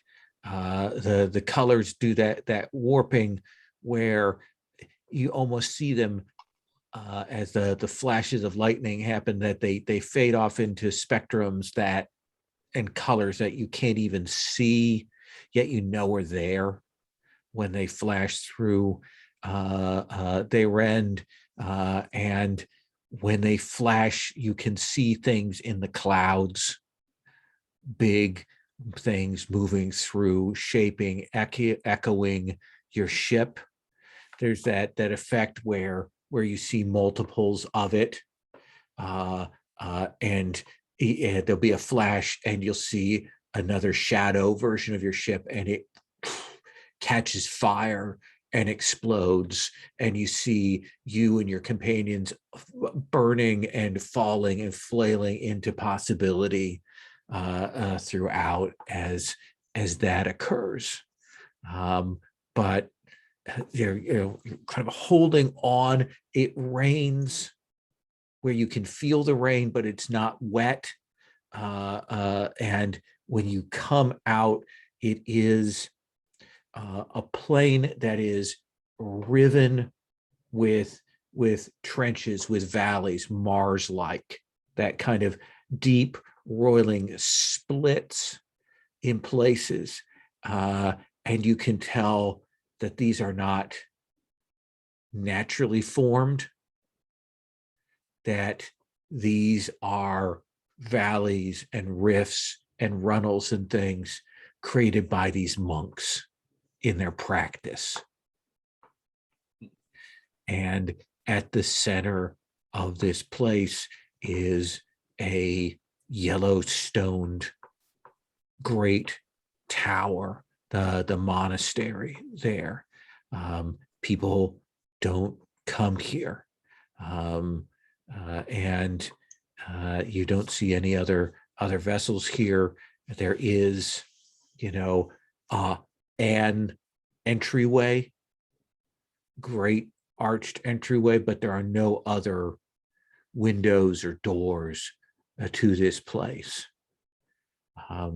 And one of your crew persons comes running up and says, the ship is taxed, Captain Bash. It's going to be days before we can move on from here. Bash looks up at the clouds where like the multicolored lightning is outlining a couple of strange sort of slithing snaky tentacle forms pulling off into the distance. He says, the storm's going to be here a while. Batten down everything on the ship, get it locked up tight. We'll ride it out here, and we'll head out as soon as there's a break. All right. And you can set it down, maybe find a spot to kind of land, perhaps half a mile away from the tower, from the monastery itself. And you four can disembark and begin to walk towards it. Let's take 5, and then we'll continue on.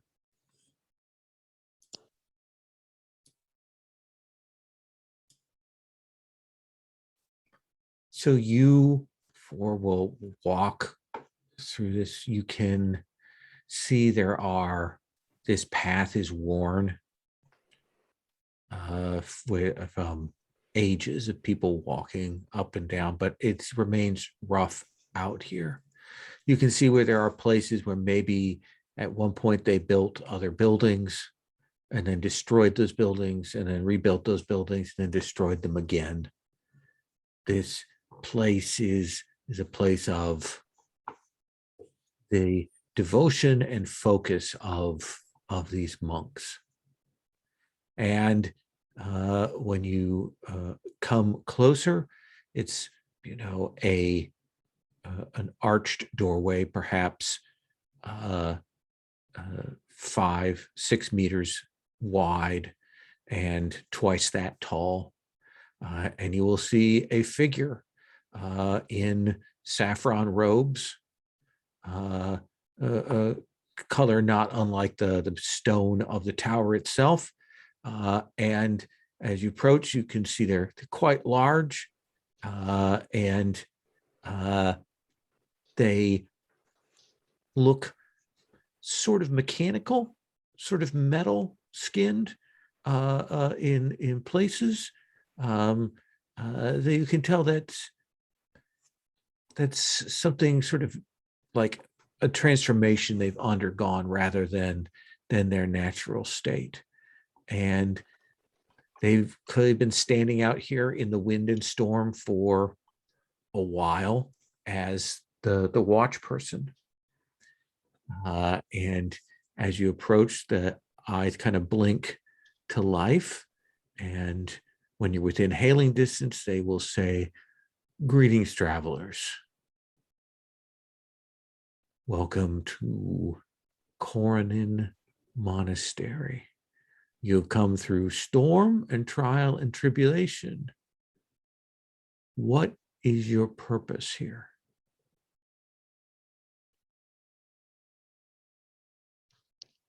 Well, to get out of the storm and away from the tribulations, for one.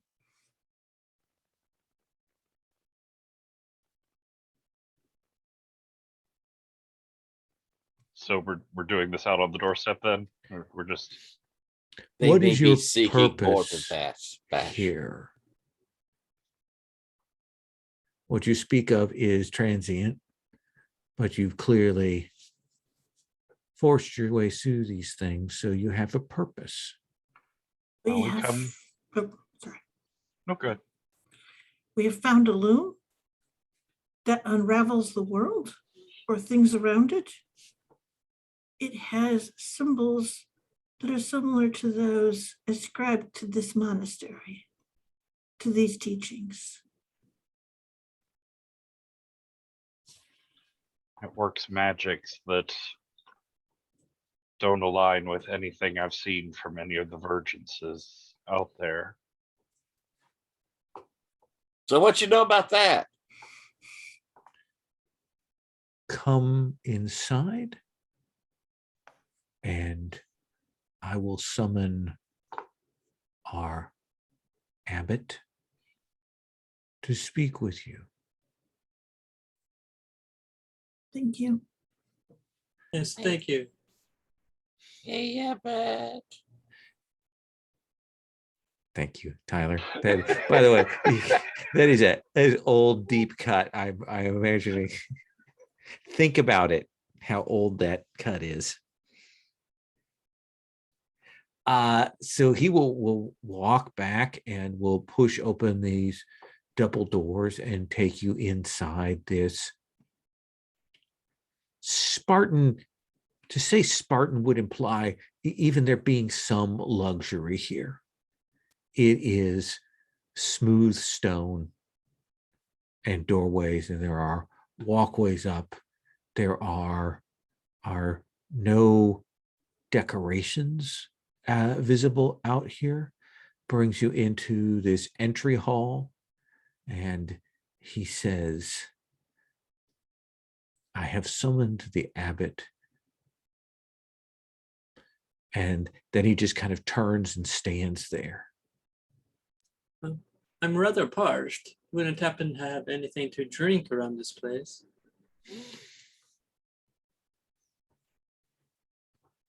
The abbot will speak to you of those needs.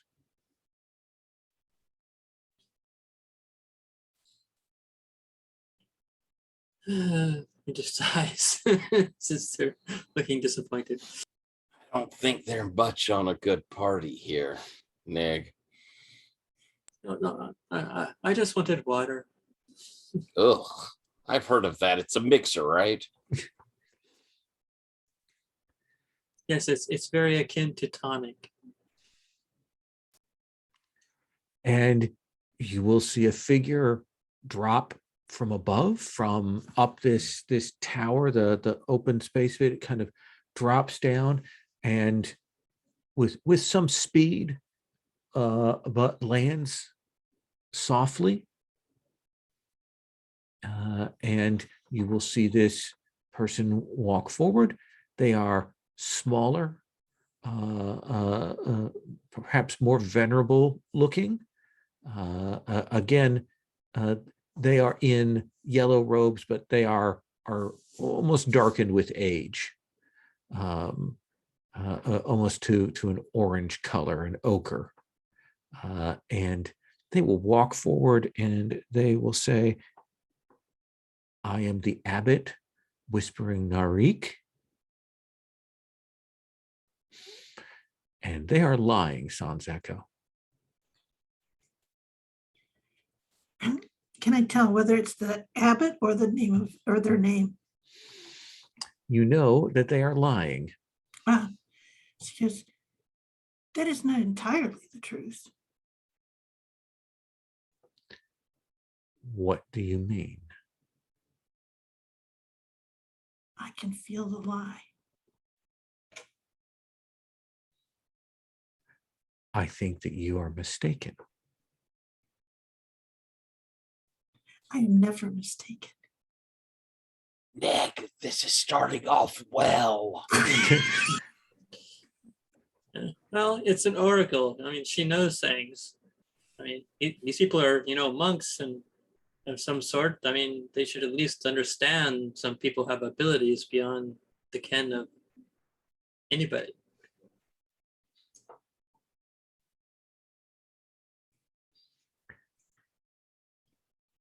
And the abbot stands there. And I say, well, then I suppose that we will look for the true abbot. And she goes, I am up for a test. And especially look up, is that the only way to go up through this tower, or are there steps or some There way are to stairs, travel? and there Okay. is there are the walkways, and if you haven't seen anybody else, it's just this abbot and this I'm just going to call him like a war forged, someone Mhm. who has over time changed their flesh to metal through sheer will and concentration. All right. What do you want to do, Sans Echo? Think, let's see here. I have a really good sense, like all around me, always aware of my environment. Mhm. So I There can are others in hear, here, but not as many as you might expect. right?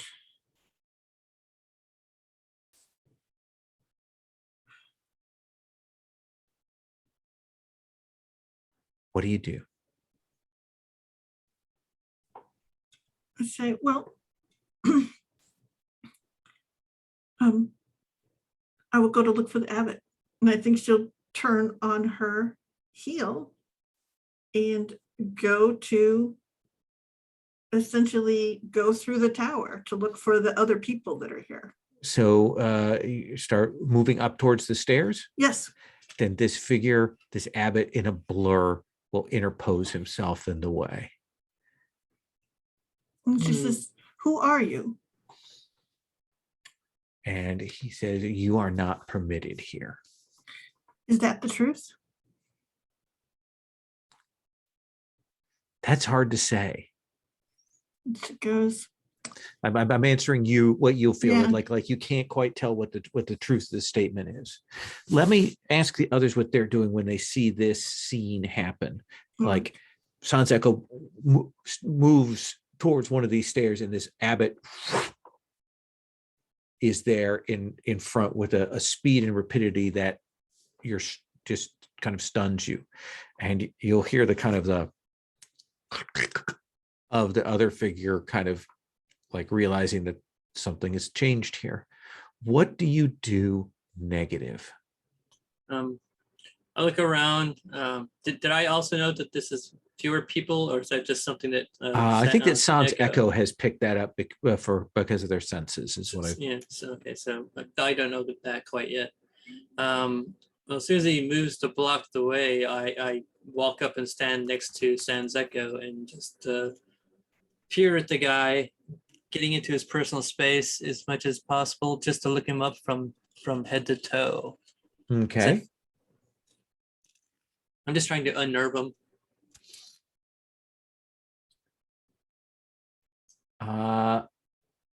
Absolutely. What do you want to? I mean, do you think that's an action you're trying to do? It's not. I'm not trying to do an action. I'm just trying to make the guy feel uncomfortable and also be right next to Echo in case something happens. He is unnatural. His reactions, like he doesn't even. You're in his space. Since you're not moving to attack, it doesn't even register with him. Okay, then my face shifts and shimmers a little bit or whatever, and you see wings start to grow out my back.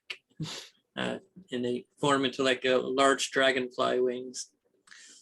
And that cost me a Smiles. stress. Oh, Smiles, what do you do? I've given a look over at Bash, since Bash really is the one kind of hoping for information out of this and seeing all this going on. What is your? I'd kind of like to defer to what Bash is handling this with.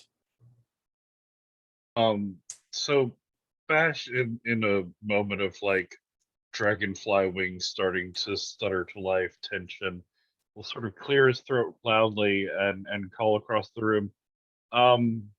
Echo? Negative? Does it actually matter who he is? And she sort of turns and she goes, do you wish to ask for information from a liar? Depends on if the information's good. We didn't come here looking for an abbot or any particular monk. We just came here for information. But why would he lie about being the abbot? I don't know. Are you a weird monk from a lost planet that studies dead magic? No, of course not, but it's still unusual. Why do you think he's lying, Sans? Not what is his motivation, but what makes you believe he is lying? I know he is lying. I can hear the lie. The lie is in who he says he is. Correct. We have already encountered those who can present as others, who are not true beings. Facsimiles. Do we think maybe he is the facsimile of this abbot because perhaps that And abbot... that's when they go swinging. All right. And this metal guy Mhm. is on you. Tyler, how are you getting out of the way of this metal guy as he rushes over to Oof. essentially crush you with these great metal arms? Oh, the truth will set you free. I believe that I'm used to fighting. I think that as he says that, there's like this whip of me moving from my hip and commanding, and I pole vault from my lance just straight back from him. All right. So let's does that feel like traverse to I get think away so. from this consequence here? Okay. Yeah, I think so. All right, so that's 2. I'd rather not get hit. I'm already hurt. Ooh, but I gotta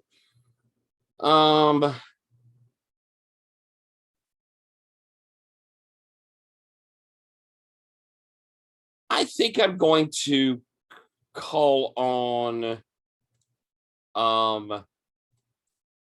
the fact that negative is right up there in the front of it, kind of slowing him down. Okay. So that'll give me 3 die. All right, come on. Roll well. I got a 5. 5.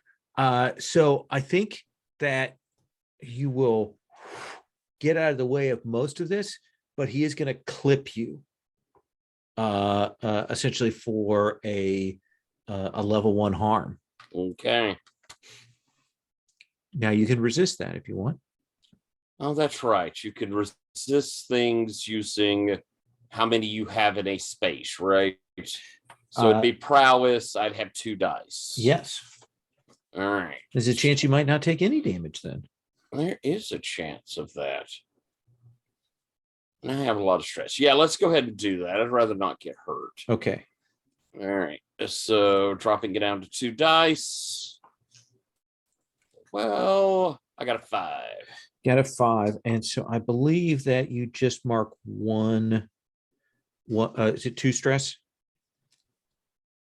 I don't know. I'm not sure. Is it 1 That's or right. 2? It's it one off stress of if you roll a 6? 6. It's 2 stress for a 4 or 5. So you mark Gotcha. 2 stress, but you take no thing. Essentially, roll back away from that. Bash, this guy crosses past, smashes at Smiles. Smiles dashes back. This is this Warforged guy. what do you do? Well, I mean, I don't know a lot about like hand-to-hand martial arts and sort of weak points on fleshy human bodies, but this guy filled himself up with metal and gear, and that's my shit. Okay. So I want to find a weak point in his mechanisms that I could take advantage of. All right. Does that feel like engineer? Yeah.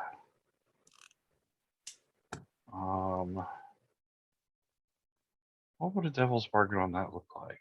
I think that to do this, you'd have to get close, and you would take just a level 1 harm.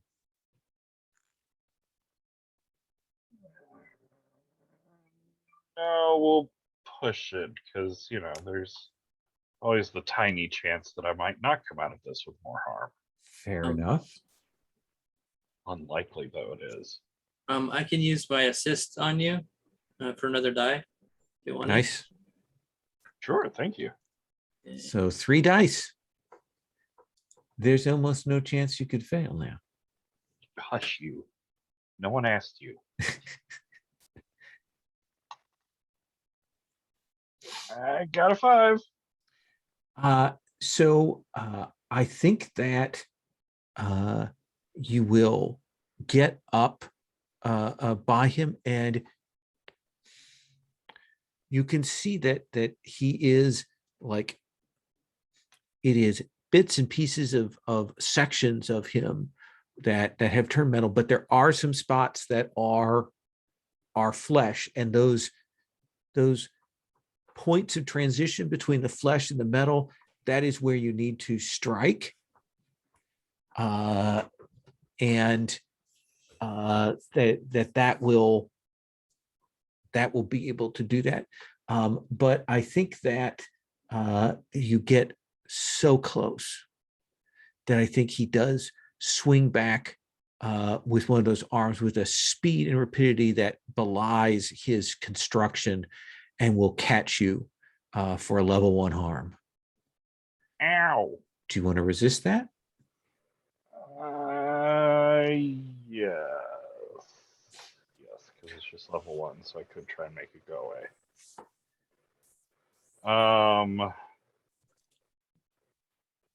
Probably prowess. Just Yeah.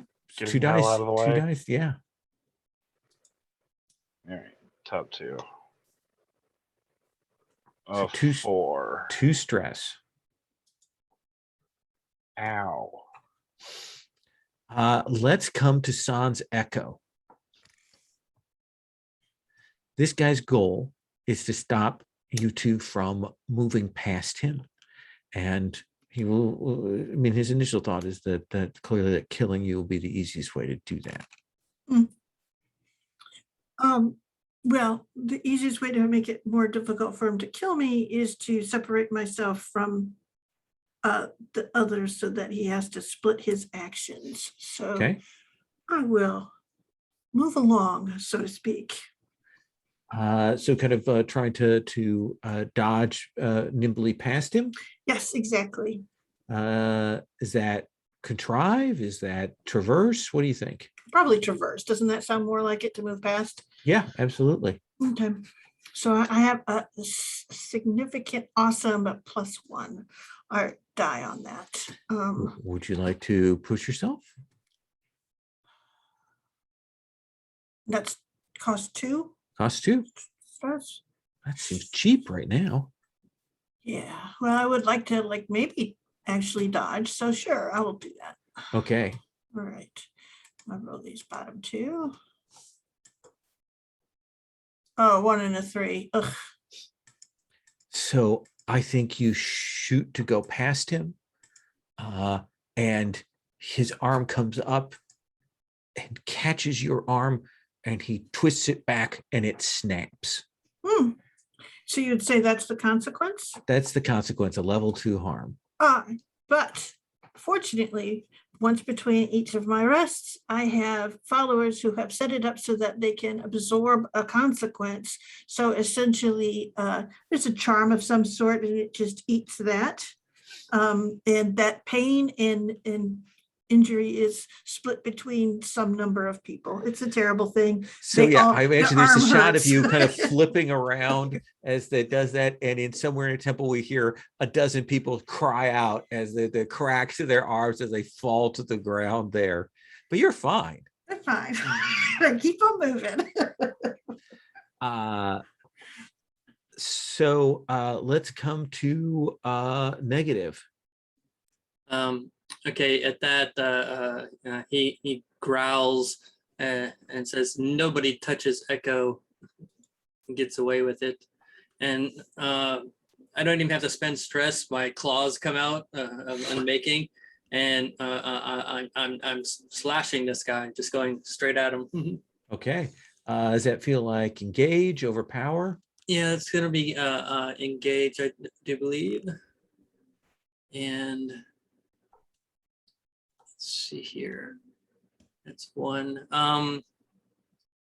What kind of well, first of all, is the position just going to be a risky standard against him, or is it Right now different? it is risky standard for the moment Okay. because his attention is divided between the two of you. Okay. And what kind of devil's bargain would this? I think if you get up on this guy, he is fast, and he is probably going to foul your wings. Can I Okay. assist? Can I assist, Nick? Yeah, but I mean Peter? foul, like crack them so you're not going to be able to use them. Yeah. Okay. So can I assist him though, instead, if you prefer to take a die that way? Yeah. So I'll take give you a that. die. Okay. Yeah. Yeah. I'd like to keep my wings for a little bit. Okay. Thank you. So that's two two dice, dice. unless you're pushing yourself as well.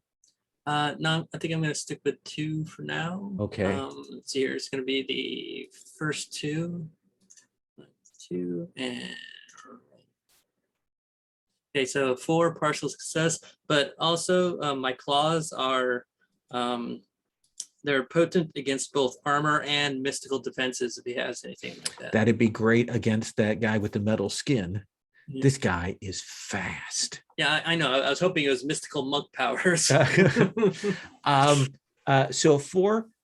So I think you will cut into him, not as deeply as you hope to, but I do think there is that kickback as he spins around, kind of is up in the air, and that foot comes across and just hits you right in the neck, and you'll feel that crack as he does a level 2 harm. Yeah, I'll definitely resist that. I think Okay. that's going to be prowess, which I have 3 dice in. Oh yeah. Let's see here. And roll. There's 3. 5, so 2 stress. 2 stress, and it'll go to a level 1 harm, then Level 1. essentially bruised Okay. as it hits against that. Let's come back to Smiles.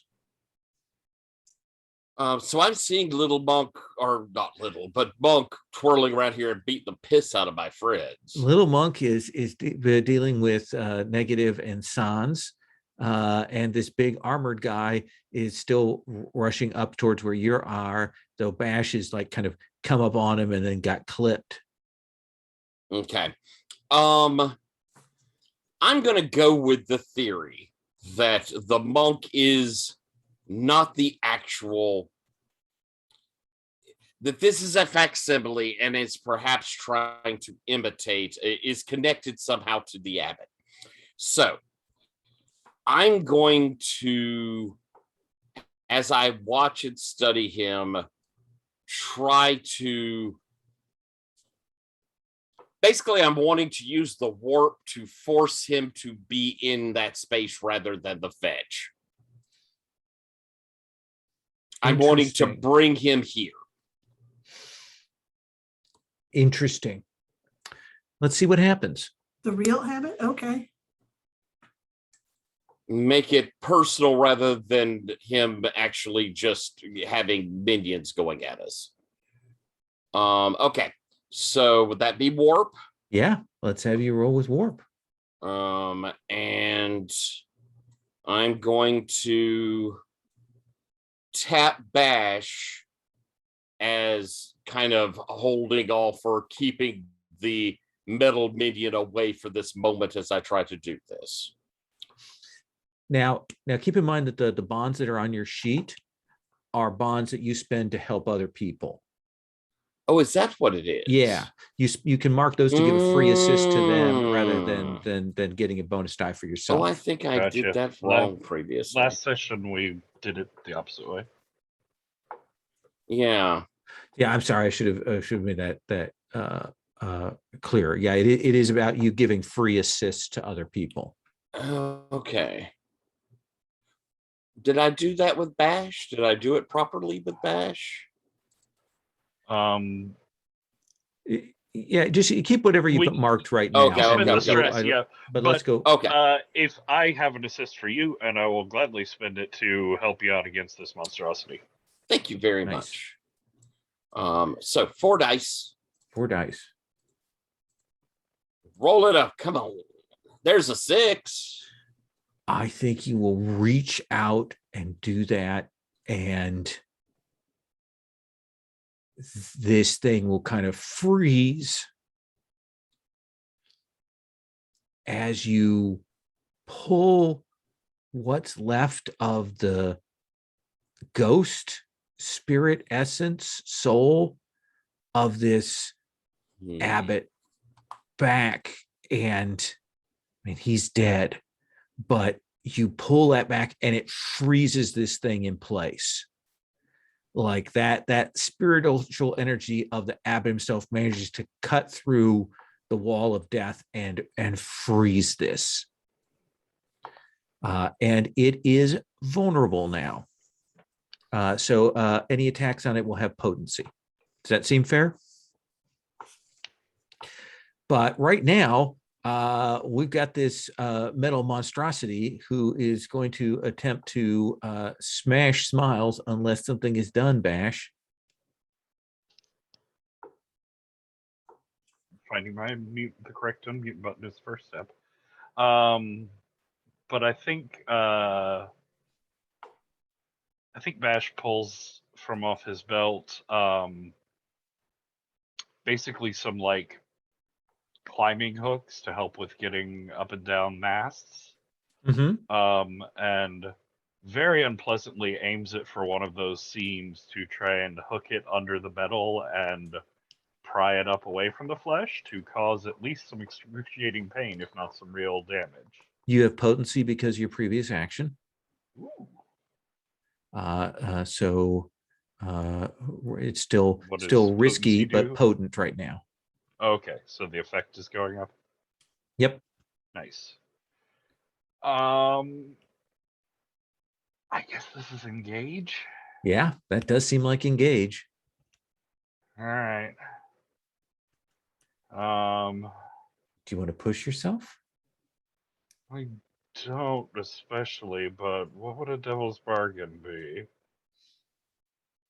Oh, I think you definitely, like, you're going in, you know you're going to get hurt if you go up against this guy like you're doing, but you could take him out.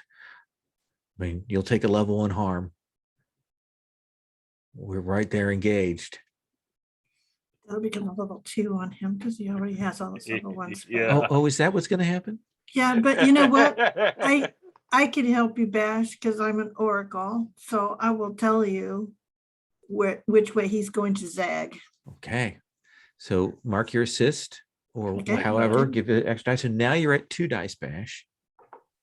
3 dice if you take the devil's bargain. Yeah, let's see what happens with 2. Okay. It's more 5s. 4 5s. So I think you will rip into him. Who will stagger.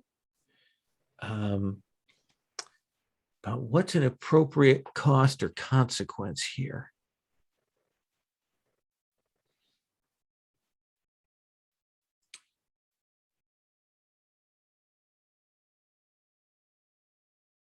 But I think as he does that, there is this rending here.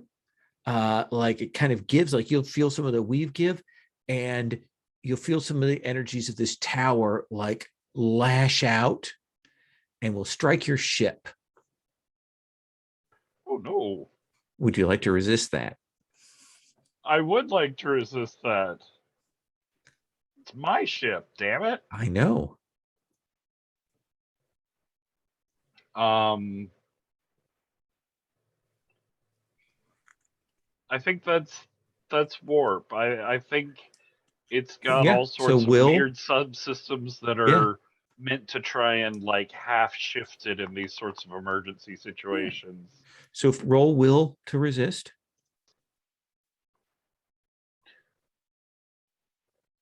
These guys. Oh, that's a 3. Then that is 3 stress that you're going to take to resist that consequence, as Wow. the crackle of that and like you feel the ground roil, and you realize that everything here is woven. Oh, The ground, the tower, these people, that storm.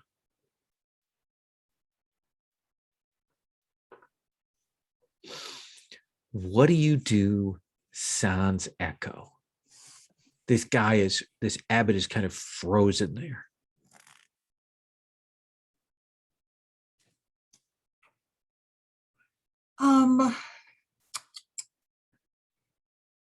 Let's see here. And warp is kind of like magic, right? Yeah. All right. I think what I'm going to do is actually she's been at the top of the stairs, and I think that she's going to kind of come back down, and while this guy is frozen, slap a charm on him, a different one. Okay. And she's going to essentially unweave him, but not with the loom magics, but with, now that she knows that it's the loom magics, essentially something that will shake those threads apart in a completely different way, more of an orb sort of power. It Okay. will essentially wick away the essence from his weave. Let's have you roll. Okay, so I'll that's, spend a stress to help you oh, thank you. as I'm trying to hold him in there. All right. So that's 3 dice then, Okay. because I'm using essentially my followers, another charm that they've given me, which will assist with arcane and mystical things. Okay. All right, so 3 dice, so I'll roll those top 3. Oops, that one's still. Okay, there we go. Oh my God. 3, 2, 1. And I think when you reach out, it reaches into the space where your hand is, because those are frayed threads, Mhm. and it grabs onto those and it pulls further, and it starts to unravel your upper arm. Okay, Would you like to resist that? I would like to resist that. You may resist that with will. All right, so that's 2. I like have 2 and everything, I think. Dice, come on. You can do it. Oh no, 2 once. Oh no, it's giving me once. So take 3 stress to resist that. So you manage to pull back before it can like take your arm. Negative, you see Sans move in and try to use magic to affect this thing as it's held, but it kind of mirrors back on her. What do you do? Okay, since it's doing more damage, and is it like the same as our first wound?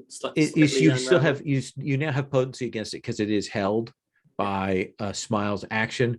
It's just that Sans managed to hit it on a point that it had some ability to react to. Okay, then I'm gonna flash by him flying and try and gut him and hamstring him at the same time. just, All right. just a slash as I go by. Yeah, let's it still feels like engage, right? Engage. Yep. Okay. You have potency because of the what Smile set up. Okay, Do so you want to push yourself now? So that puts it at risky greater effect, Yes, risky potent. risky potent. Can I trade that for controlled, like trade off the levels? No, I don't think for the potency here. I think the potency is appropriate on that. Okay. All right. Yeah, I'll go ahead and push myself for that for 2 stress. Okay, So that'll give me 2 dice. 2 dice. Okay, first 2 again. Nope. So I think there is that bit where you go flying past and it able to shift just enough and it just a touch zab it and it hits you when it just kind of feel like a feather touch on you and then you fly back into the wall and like crack into that sort of whoosha fashion. I think that is a level 2 harm as you crash into that. Yeah, I'm gonna have to resist that again. It's level 2. Okay. That's 3 dice. 1, 2, 3. Oh my god. What's 2 a 5? stress. So 2 stress. Smiles. This guy is deadly. Mhm. Even with you're holding him in place, even with that potency, these two have kind of been thrown back away. What do you want to do? I think it's I'm holding him there, and I'm looking over as Bash is trying to hold back this Metal Clan warrior, and the two of them have been kind of cast away from it. I think I pull up my lance and just staring straight into its face, advance straight forward with the point. It's there's nothing fancy. There's All right. just will versus will as I push forward with the lance. But I don't think I could get a will in that. And I don't even think I could argue for traverse, though I'd love to. It sounds like an engaged, don't it? Yeah, But you have potency. I do have potency. Anybody feel like helping? If not, Sure, I'm shot so far down. I will spend a stress down. I can use my assist box if you don't want to get rid of the stress. ooh, Oh, that's okay. nice. Okay, for Smiles. There you go. And I will push myself. Okay, 3 dice. So pulling that one away. Come on. Let's roll well. 5. 5's my top. So you will bring that lance down and you will cut into him. But I think that there is that wash of power as you shatter this thing, and it will catch you with that energy sort of being torn and released. And I think that'll be a level 1 harm since it was just a 5. But this thing will shatter out.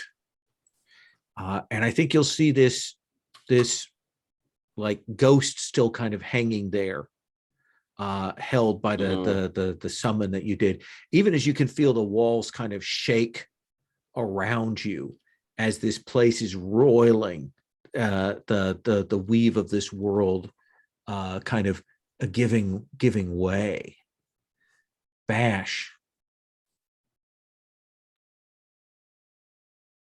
I mean, we probably need to go away to the only, solid thing in all of existence right now, which is the ship outside in the storm, which is also pretty solid, maybe not made out of thread. Are you not running yet? Be running. Ask him your question. It's sort of Ask- a long, complicated metaphysical explanation about what makes up reality. So can we take him with us? I will What do you want to attempt- do, Bash?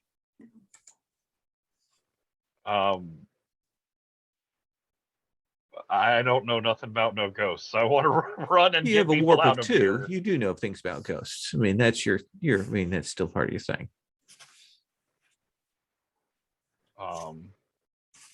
Or I certainly don't if you know. want, I don't if you really want- know what to do there. Sure. No, if you want to get out of here, get back to your ship safe. Do you want to do that as traverse or warp? Let's go with traverse. Okay. Then let's have you roll.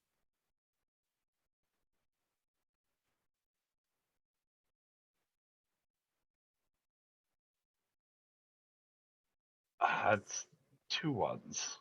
2 1s. This room's favorite number. So I think you go to rush to do that. And you will see a section of this as you get out there. This will kind of lift up like a wave and go to smash down on your ship. Would you like to resist that?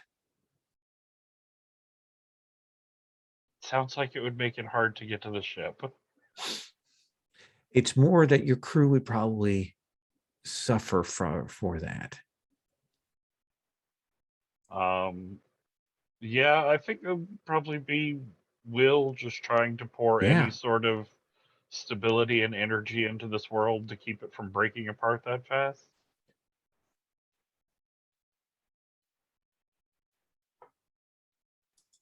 Uh, 4. 2 stress. And as you dance across this gap between you and your ship and can get over the side of it, as they're saying this world is falling apart, we're just going to fall through to the next one.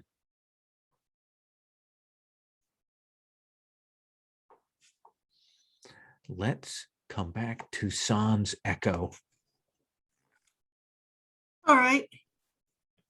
I think that I'll do the only thing that I can do, and I will attempt to persuade the ghost to, how should we say, shelter within my my body to come with us. Okay, let's have you roll persuade. All right.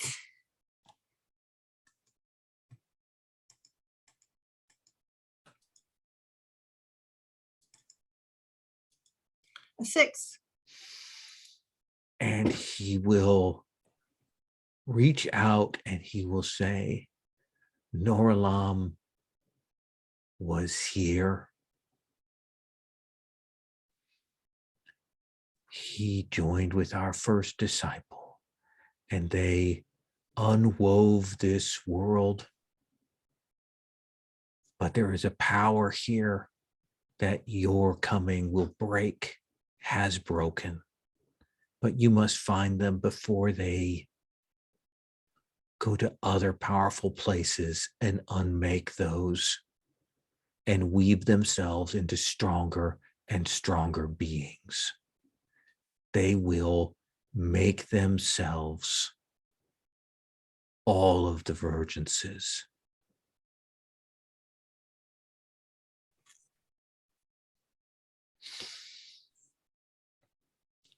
Does that seem like fair info, fair reward there?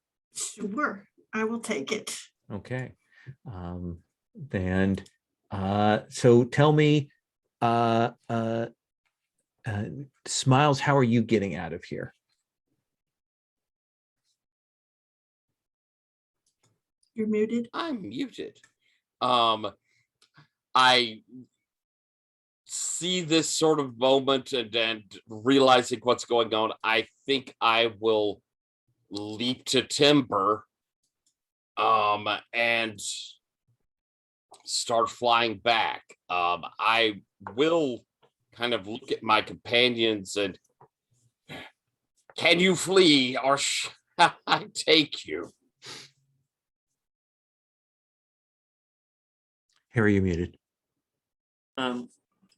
I have it. I'll be able to get echoing myself out.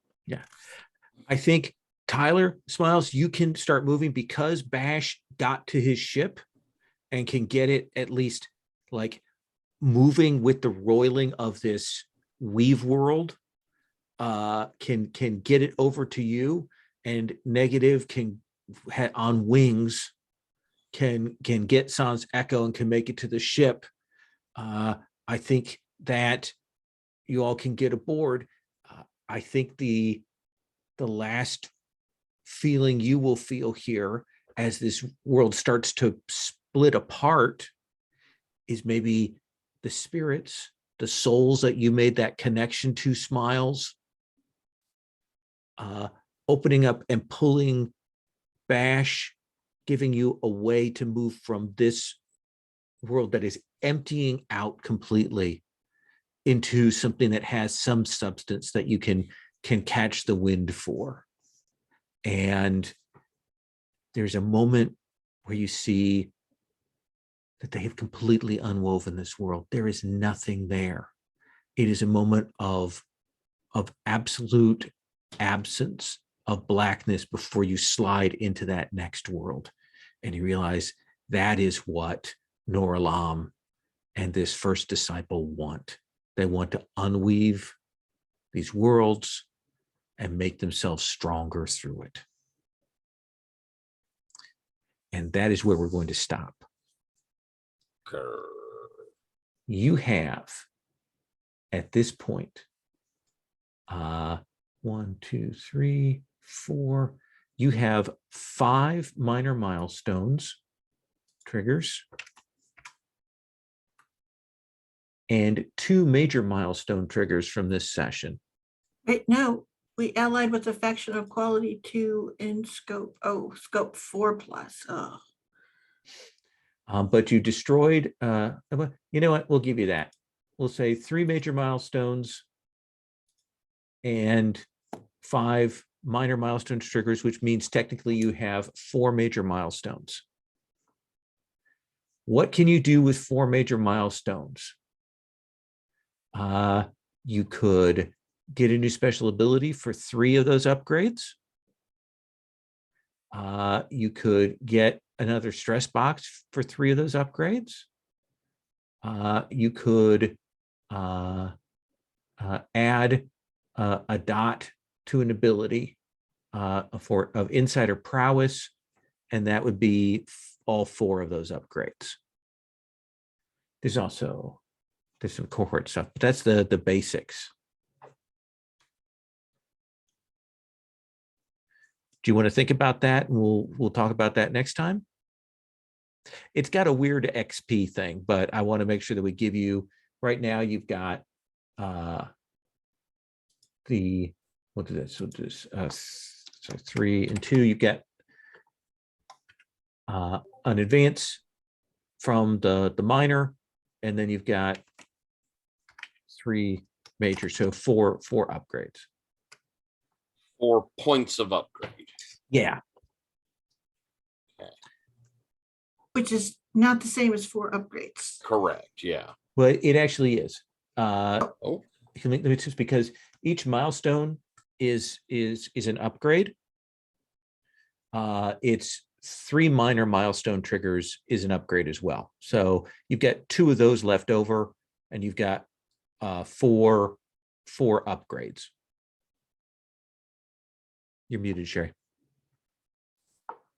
So we can get a couple of special abilities, a resource upgrade, and a training upgrade, for instance. so we have 4 things to buy. No, you have 4 points to spend. That's what we're asking. Was it 4 upgrades or was it 4 points towards an upgrade? See, they call them upgrades. Okay, Mm, so That's the the problem problem. is that it would be nice if the sheet had like how many upgrades a thing cost. It does. Oh, in it does. So I If you think I look- think the training upgrades are the only ones that cost more than 1. Nope. Oh yeah. That's the thing. Yeah, all of those cost more than 1 upgrade. But they all do. Okay. All The the training- training ones. Yeah. Okay. The alliance upgrades Mm. cost, I believe, just 1. The resource upgrades cost just 1. but to get the special abilities cost 3, and to raise essentially your stress box costs 3, and then your stats for insight and prowess, because you haven't already bought something, would take all 4 of the upgrades for that. It is a wonky way to do that. And cohorts are, looks like 2. Yes. Depending on whether you want to do a new one or whether you want to increase equality. Yeah. Right. Okay. Whew. Okay. But you still get a bunch of points to spend, so you can make those choices next time. Does that seem cool? Uh-huh. Sure. So we're gonna stop there. I would like to do a quick stars wishes, so I kind of know where you all want to go. Sure. Especially. I think one of the things I would do if I would run this again would be, and this would be a wish, is get those costs clearer out on the table for those upgrades. And I may do that between this session and next, just to make it a little easier to run with. But I would like to do stars and wishes. Tyler, can I start with you? Certainly. Stars. I think this story is creepy and interesting. I love the unweaving. There's something very frightening about that. I really enjoyed Negative's sort of calculated copulation. I liked seeing him out there doing what he's good at, but also kind of when we were in the midst of things, hopping into action. I really enjoyed seeing the character go this time. Patrick, I love seeing you when you're kind of dictating or directing the ship. I loved your talk with the crew. I thought that was fun. I liked your delve into the machine. I thought that was very, very interesting. Sherry, I love how you're doing the kind of, not prophetess, but the class there as very very mystical. I liked the attempt to bring the spirit in. I liked I know it's a lie because that is there. There's a lot of the certainty of a sybil, an oracle that you're putting across. It's very, very fun and very, very interesting. I like it. My wish, I think when we go into these scheme, I wish we would have rather than a pointed to a person, what is your scheme? I would rather a conversation of what we want to get out of a scheming time and then directing that to its best places. People's who's going to do what, going ahead and as a group deciding how we're going to spend that scheme time, rather than it being, what are you doing first? What are you doing second? I just feel like that's probably more of what a crew would do. Sure. No, that makes sense to me. I get in that blaze in the dark habit of just kind of, moving along downtime stuff. So that makes sense. Patrick?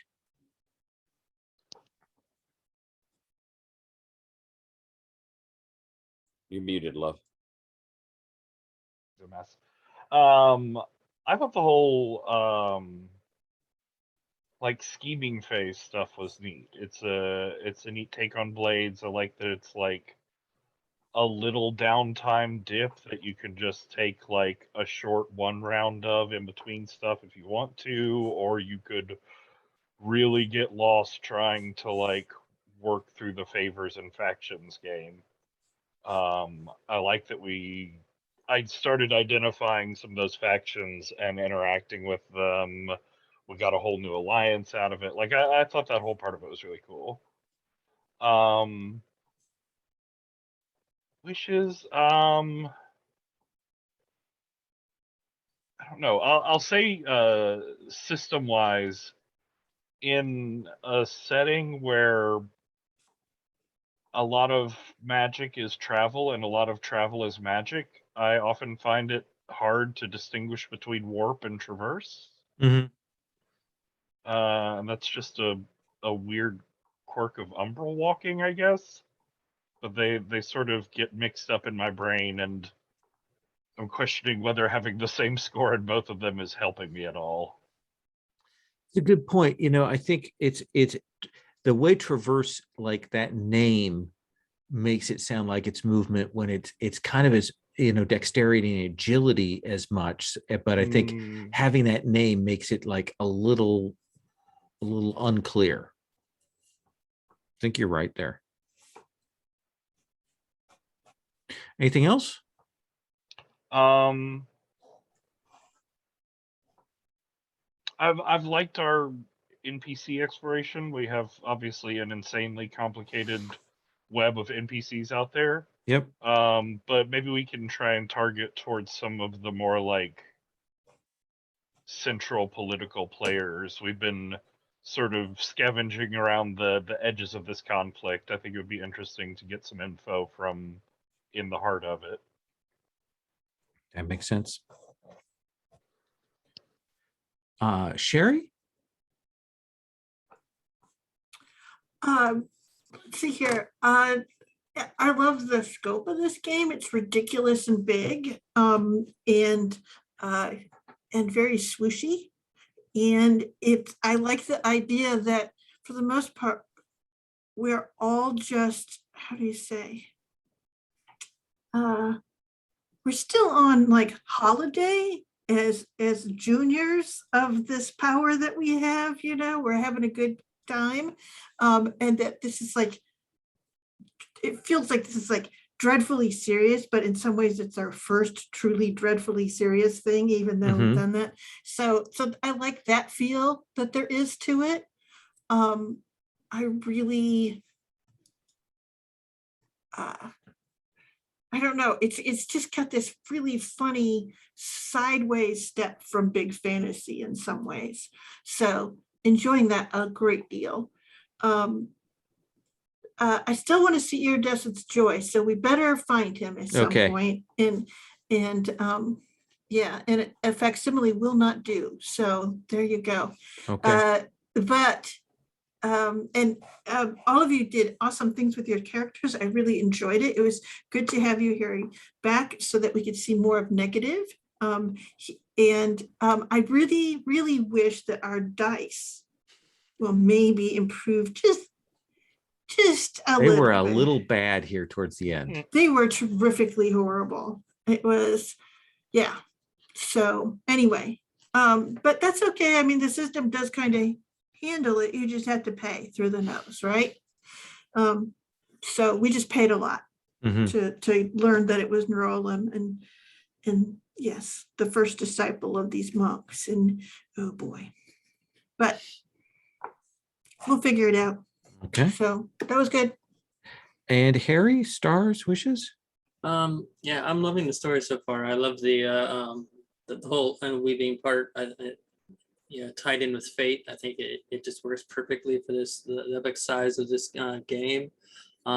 Everybody's role playing really great. I really liked the way that you did Echo's wounds, where they were as being unwoven themselves. I thought that was a really neat touch.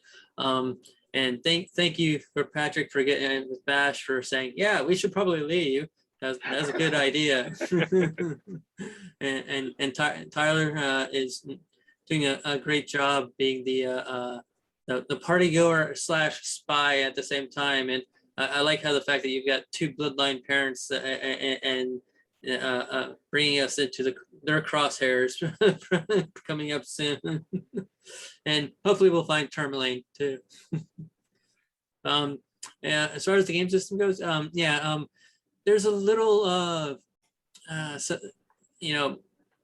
a lot of knobs like any Forged in the Dark game. And the upgrading thing I'm still not quite understanding, but I'll do a little bit more reading and see if I can get it right in my head. But and sometimes I don't know if it's the design of the pages themselves, but you can very easily lose track of some of your special abilities or whatever in the Dark Conspiracy sheet, Yeah. the things. So something you got to be keeping those in mind, because you can easily like go by it and lose the ability because you forgot you had it.